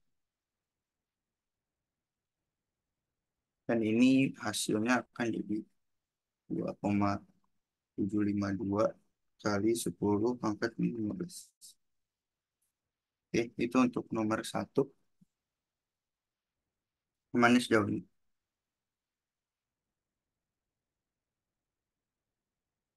Oke, kita lanjut ke nomor 2. Maaf, mau boleh izin nanya nggak? Ya, Tadi yang sebelumnya, yang B ya, itu tuh ya. kayak karena dua-duanya reaksinya setimbang, jadi pasti kayak KC3 tuh sama dengan KC1 kali KC2. Ini tuh Atau gimana? oh iya, ini tuh sama aja sih kalau kita ini apa? Itu sama aja kayak yang A ini loh. Iya, dan itu tuh emang selalu berlaku kah? Ya, harusnya ya. Oh, oke Ah, oke. Makasih. oke, udah aman? Aman-aman. Oke. Sekarang kita lanjut ke yang ketiga. Sorry, sorry. Ke soal 3. Pada 1200 Kelvin, reaksi hidrogen dan klorin membentuk hidrogen klorid H2 plus Cl2 jadi 2HCl sama Kc-nya segitu. 7,6 kali 10 8. Ntar aku tulis dulu reaksinya.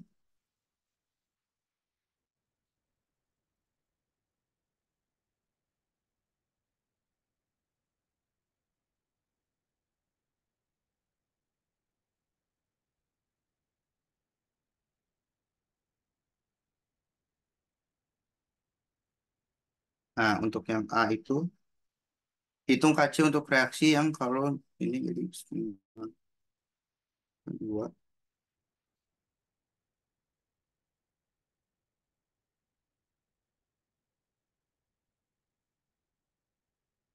Nah, ini juga sebenarnya gampang aja ya.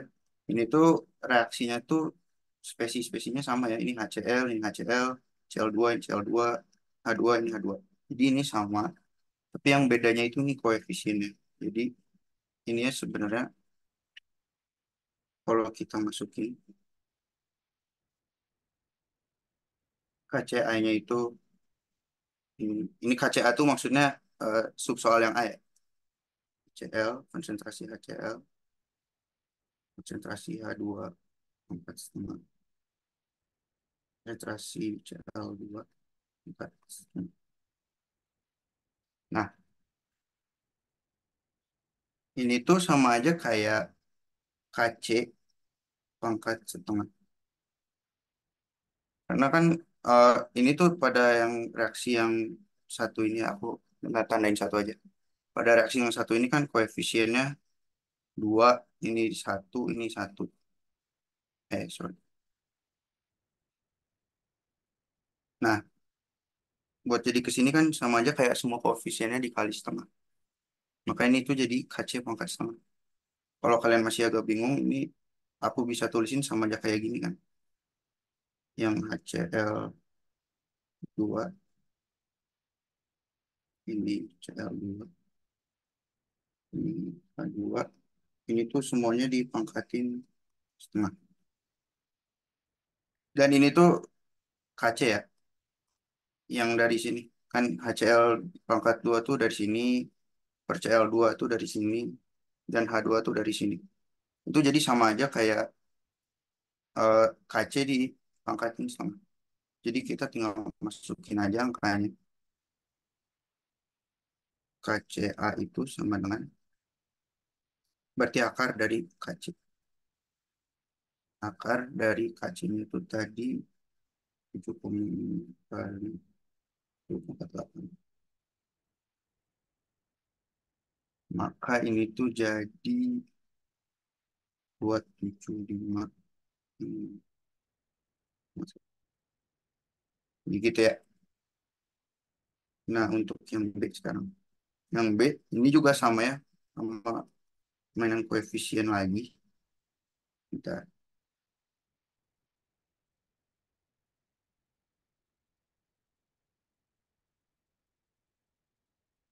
3H2 plus 2/3 L2. Nah ini tapi bedanya ini tuh dibalik. Jadi yang awalnya HCl-nya di produk, sekarang dia ada di reaktan. Jadi ini tuh kalau dibalik ini tuh berarti ini KCB. Ini sama kayak 1/KC. Karena kan dibalik ya. Kan kalau dibalik, jadi KCB-nya itu konsentrasi H2 sama Cl2-nya jadi di atas kan. Jadi kayak sama aja kayak 1/KC yang sebelumnya. Tadi di pangkat 2/3. Pangkat 3 sama yang ini Cl4. Nah ini tuh reaksi ini tuh koefisiennya 2/3 kalinya reaksi yang di paling atas tadi yang ini. Jadi ini sama aja kayak 1/KC, ini pangkat 2/3 berarti.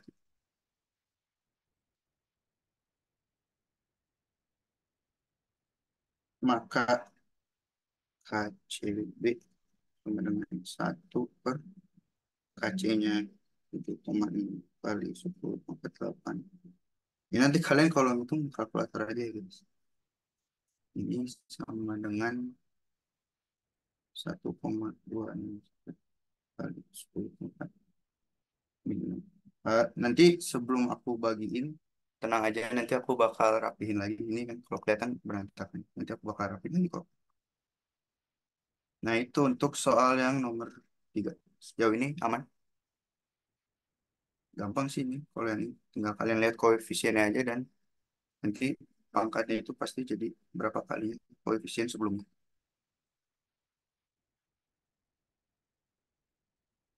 Oke, kita lanjut. Sekarang hitung Kc untuk reaksi berikut jika tekanan gas CO2 dalam satuan atmosfer itu 2,1 kali 10⁻⁴ pada 1000 Kelvin. Nah ini kan kita dari catatan yang awal kita udah tahu hubungan Kc sama Kp itu. Kp sama dengan, bentar, bagaimana itu? Pokoknya ini Kp sama dengan Kc RT pangkat delta N. Nah jadi kita bisa kerjain aja ini, tinggal masukin rumusnya. Kp dengan Kc kali RT pangkat delta N. Kita taruh dulu ya informasinya. Kita tahu kalau KP-nya 2,1 tadi 10,4, R-nya itu pakai yang 0,082 ya. Karena kan kanan ATM kita pakai 0,082.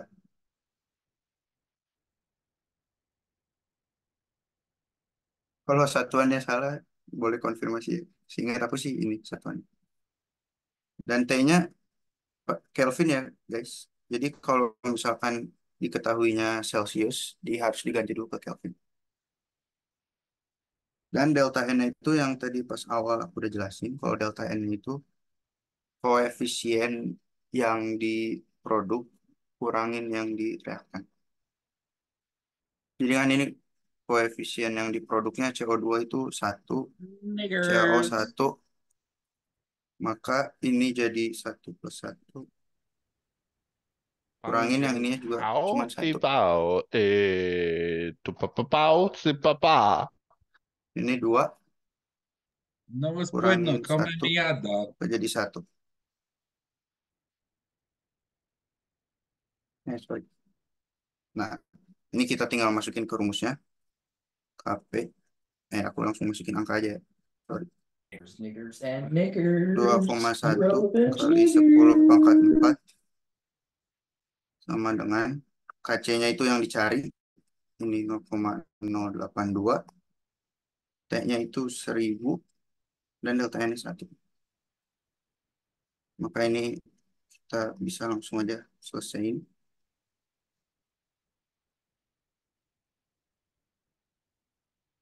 Ini 0,082 kali 1000 sama dengan 82 ya. Maka KC-nya itu jadi, bentar, 2,5 kali 10. Ini bukan 10,44 ya. Oh, 10,44. Sorry. Ini minus ya. Minusnya.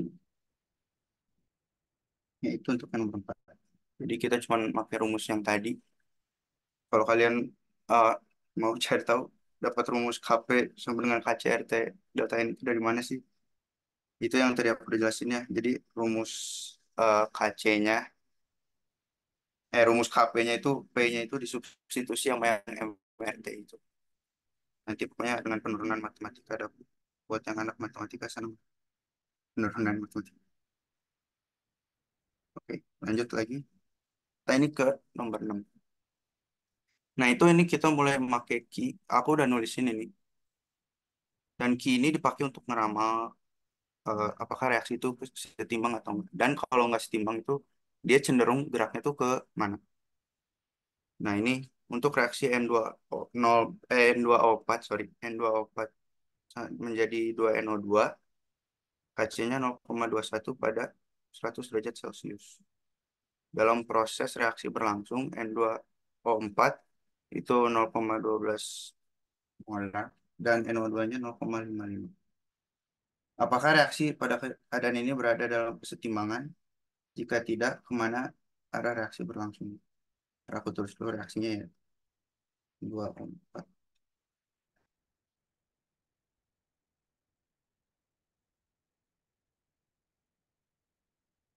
Dan KC-nya 0, dan kita tahu kalau konsentrasi N2O4-nya 0,12 dan konsentrasi NO2-nya di 0,5. Nah, ini tuh ingat lagi ya, kalau Ki itu bukan pada saat setimbang. Dan Ki C itu pakai konsentrasinya kalau saat setimbang. Jadi ini tuh konsentrasi ini tuh bukan pada saat setimbang. Gak ada informasinya kalau ini tuh konsentrasi pada saat setimbang kan. Nah, jadi dan ini kita diminta untuk apakah reaksi ini pada keadaan berada dalam kesetimbangan. Dan jika tidak, ke arah mana reaksi berlangsung. Ini kita bisa menggunakan Ki. Nanti pokoknya hasil dari Ki-nya kita bisa bandingin sama KC. Ini aku udah tulisin ya, kalau Ki-nya lebih kecil dari KC, reaksi pembentukan produk akan berlangsung, maka nanti ke kanan. Kalau Q sama dengan KC, tidak terjadi perubahan, terjadi kesetimbangan. Sama kalau Q lebih besar dari KC, reaksi penguraian produk menjadi reaksi akan berlangsung. Kita langsung hitung aja ya. Berarti ini Q-nya itu sama aja kayak NO2 konsentrasi N2O4. Maka ini jadi 0,55 kuadrat per 0,12.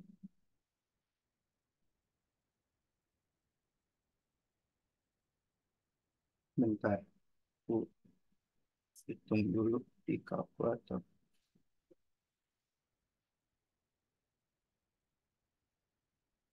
Nah, ini tuh nanti didapetinnya 2,52. Sekarang kita bandingin sama KC-nya ya. Kan Q-nya itu 2,52. Dan KC-nya itu kita tahu dari soal itu 0,21. Maka ini tuh Q-nya lebih besar dari KC. Nah, ini tuh maka ini tuh nggak setimbang ya, bukan setimbang, tetapi dia karena Q lebih besar dari KC, maka yang ini, yang reaksi penguraian produk menjadi reaksi akan berlangsung ini.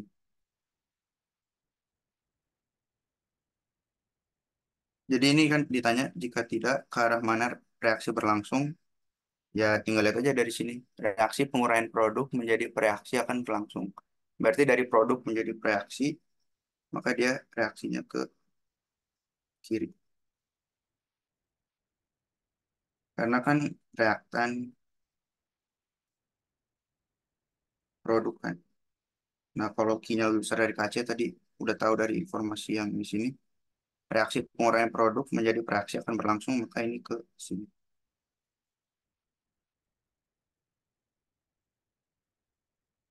Sampai sini aman.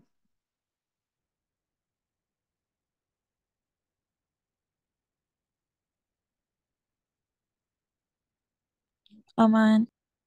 Oke, kita lanjut lagi. Seorang ahli mesin menggunakan reaksi pengubahan yang begini. Jika 0,25 mol CO dan 0,25 mol H2O dimasukkan dalam labu 125 ml per 900 Kelvin, berapa komposisi campuran pada kesetimbangan? Pada suhu ini KC adalah 1,56 untuk reaksi CO plus H2O jadi CO2 plus H2. Jadi biasa aku tulis infonya dulu aja ya. Semua informasi itu kita tulis dulu.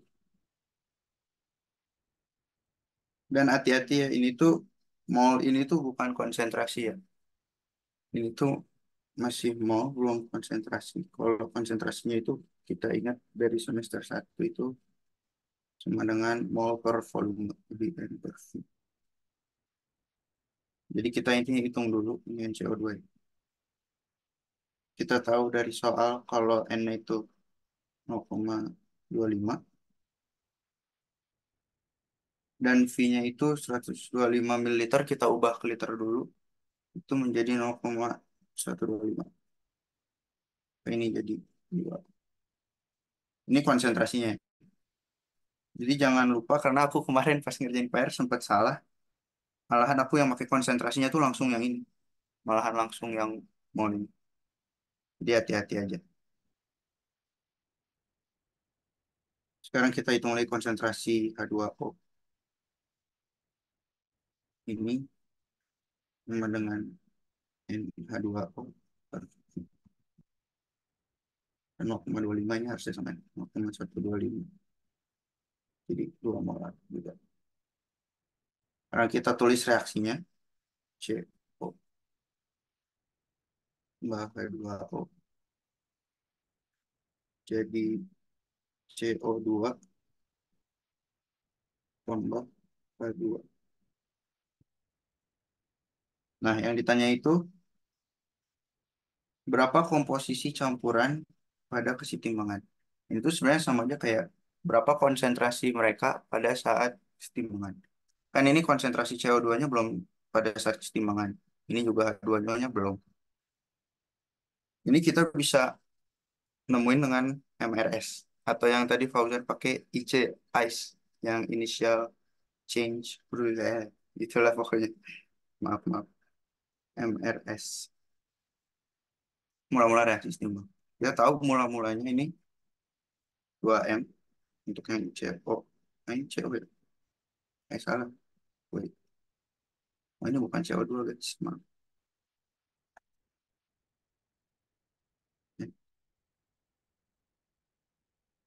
Tapi CO, iya. Ini 2. Ini juga 2. Benar.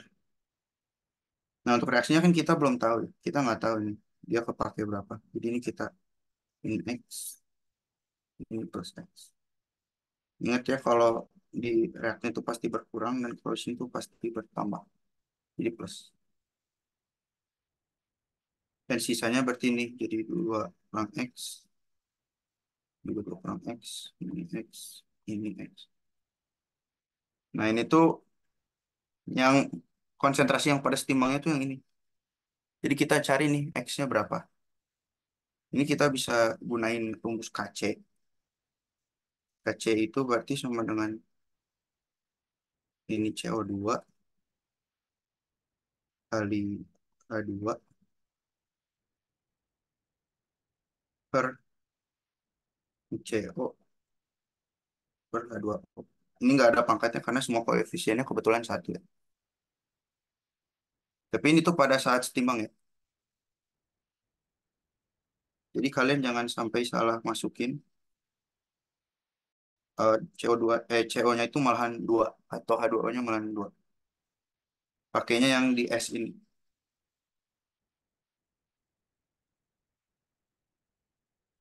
Nah, kita tinggal masukin. Ini aku langsung aja kali ya. Berarti ini kan jadi X kuadrat. Bawahnya itu berarti 2 min X kuadrat itu sama dengan, bentar aku langsung aja. Ini 4 min 4 plus X kuadrat. Dan ini KC-nya itu kita udah tahu dari soal. Itu 1,56. Nah, ini kita tinggal pindah ruas kayak biasa ya. Pokoknya ini nanti itu jadi, ntar aku ini dulu ya.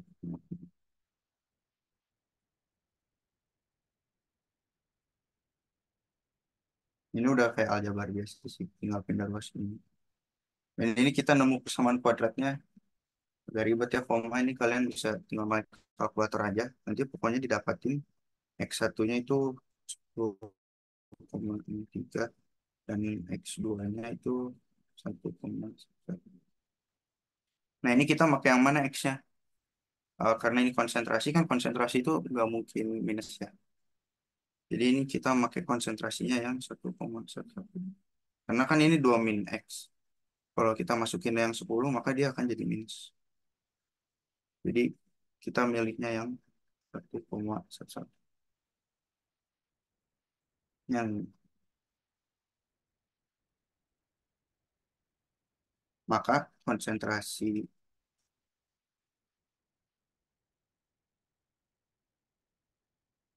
pada saat ketimbangnya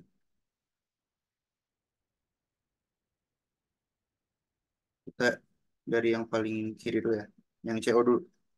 Yang CO-nya berarti sama kayak 2 kurang X. Nah, 2 kurang X berarti ini 2 kurang 1 jadi 0,89. Yang H2O juga sama karena tadi 2 kurang X juga.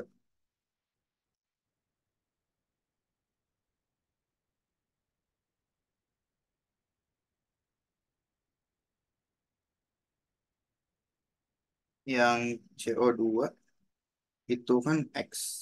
Berarti kita cuma masukin aja minus 1.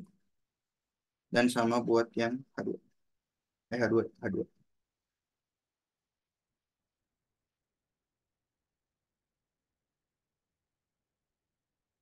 Oke. Ini buat yang nomor 10. Jadi konsentrasi yang pada saat setimbangnya itu ya,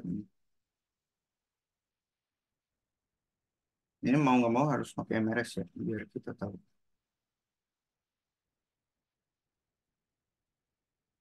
Oke, sejauh ini aman.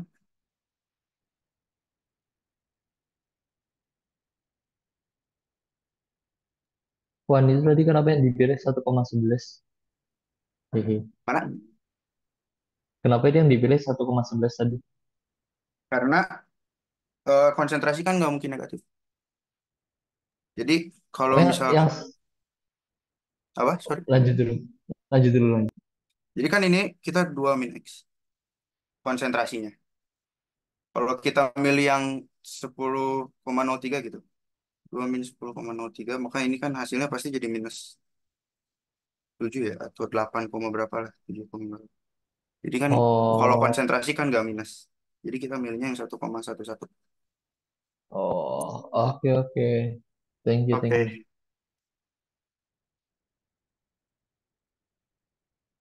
amannya sejauh ini berarti.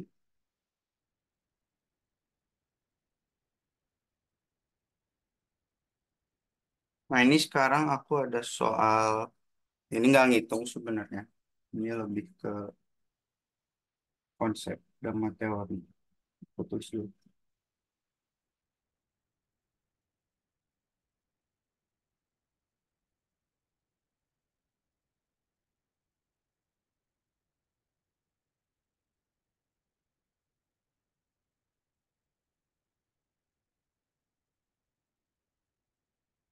Nah ini kita yang ditanya apa yang terjadi pada reaksi ini, pada yang A dulu ya, konsentrasi H2O jika O2 ditambah.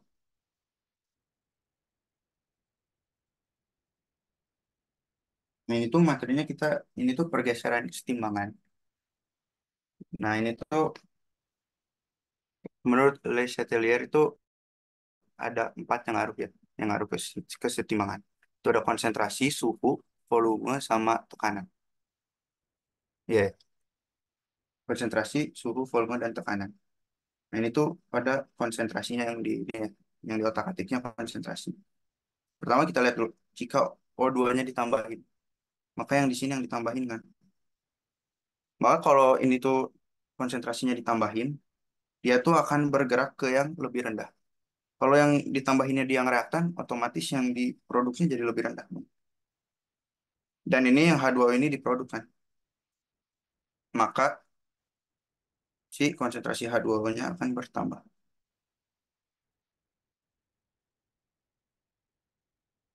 Karena kan yang di sininya, ibaratnya yang di sini kelebihan. Maka dia untuk biar apa seimbang lagi, yang di sininya harus ditambahin. Makanya ini H2O-nya bertambah. Kalau waktu itu aku pas praktikum, aspraknya ngasih tahu kayak jungkat-jungkit. Jadi kalau misalkan yang sebelahnya keberatan, maka yang sebelahnya lagi ditambahin atau dikurangin biar seimbang lagi. Yang B, ini H2S jika O2 ditambahkan. Langsung aja ya, O2 ditambah. Ini sama aja prinsipnya, O2 kan di ini ya, di reaktan dan ternyata H2S juga di reaktan. Maka biar seimbang, H2S-nya harus berkurang dong. Karena kan kelebihan di reaktan.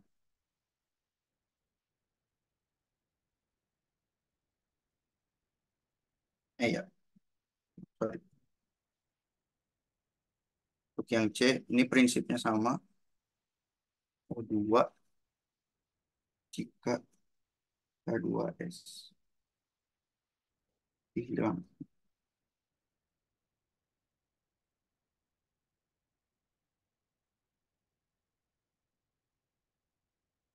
Sorry, bentar. Ini juga harusnya sama ya, karena H2S-nya hilang, maka otomatis jadi di produknya itu berat gitu ya. Di produknya itu kebanyakan dan maka O2-nya akan bertambah.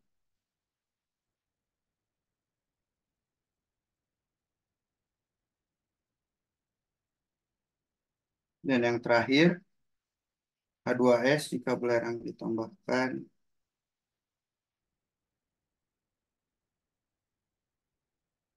Ingat ya guys, belerang itu S ya.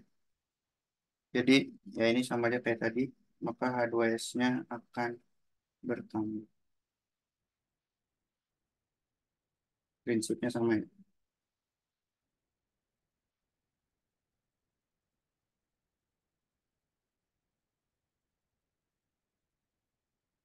Sorry, ini H2S.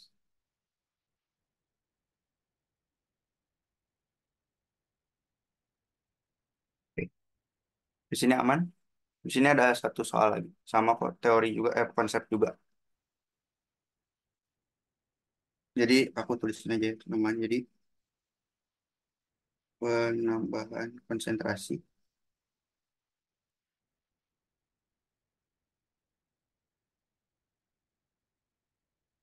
ini akan bergeser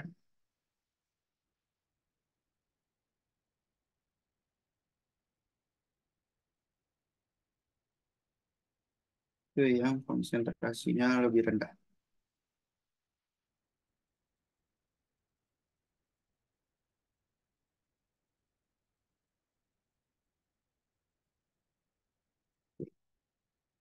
Sekarang kita ke soal terakhir ini juga sama konsep juga ya. Tapi kan kalau tadi yang ngaruhnya ini tekanan, sorry, konsentrasi. Nah, kalau di yang 14 ini kita yang ditanya volume atau tekanan. Buat kalian yang udah praktikum kimia kemarin, ini kita tahu kalau misalkan ini ya, misalkan volume deh, ini ya, geser aja ya aku tulisnya. Kalau volumenya dinaikkan, maka dia akan bergeser ke koefisien yang lebih banyak. Yang aku punya koefisien banyak aja. Dan kalau dia diturunkan, ya maka kebalikannya.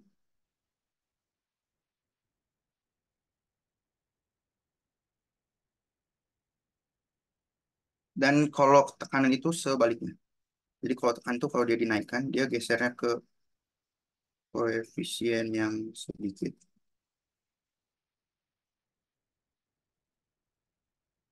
Dan kalau dia diturunkan, maka dia akan ke koefisien yang banyak. Ini maksudnya banyak sedikit itu yang lebih banyak sama yang lebih sedikit ya. Kayak kalau yang di sini kan koefisien produknya 2, di sini 1. Berarti koefisien produknya lebih dari reaktan. Maka kalau volumenya dinaikkan, berarti koefisiennya ke arah reaktan. Produk, sorry. Kita langsung aja ya ke soal yang A. CaCO3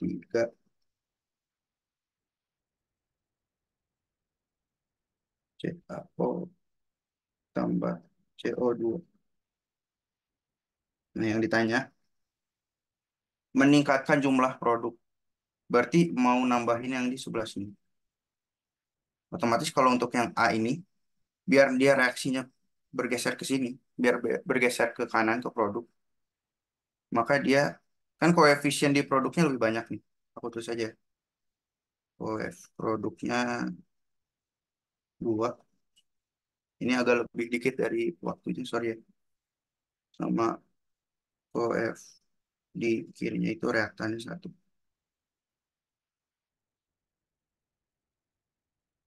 Dia mau nambahin produk, maka dia akan bergeser ke sini kan buat nambahin produk. Maka volumenya harus dinaikkan, tekanannya diturunin. Untuk yang B, S tambah 3F2 jadi SF ini. Nah ini yang apa? Koefisien produknya dia 1 dan koefisien reaktannya dia 4 ya.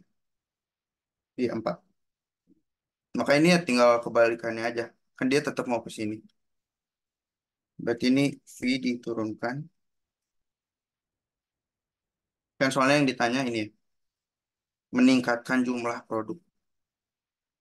Berarti ini V diturunkan, P dinaikkan. Dan yang terakhir, ini CL2.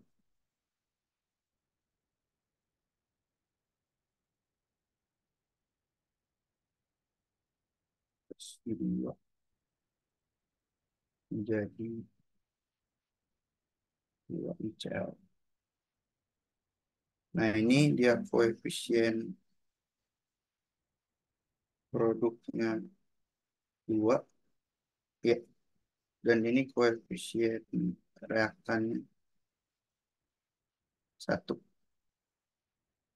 Nah, ini tuh, kok 1? Koefisien reaktannya 2 ya, sorry, sorry. Ini tuh dia karena koefisiennya udah sama, jadi mau V-nya dinaikin atau V-nya diturunin, tekanannya dinaikin, tekanannya diturunin, ini tuh nggak akan ada ngaruhnya. Karena kan koefisiennya sama, jadi V atau P eh, tidak berpengaruh. Karena ini sudah setimbang, reaksi ini udah setimbang. Jadi naikin V atau P-nya tidak ngaruh. Oke, itu aja sih kalau untuk kesetimbangan dari aku. Kita membahas beberapa soal. Nanti yang ini, kayaknya yang ini udah cukup jelas ya. Yang ini nanti aku ini lagi, rapiin lagi. Beberapa yang tadi agak ini.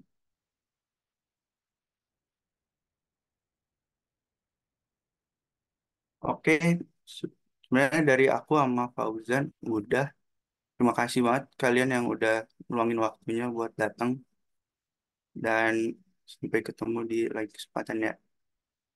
Mungkin ada tambahan lagi nggak dari Fauzan atau Evan? Udah ya?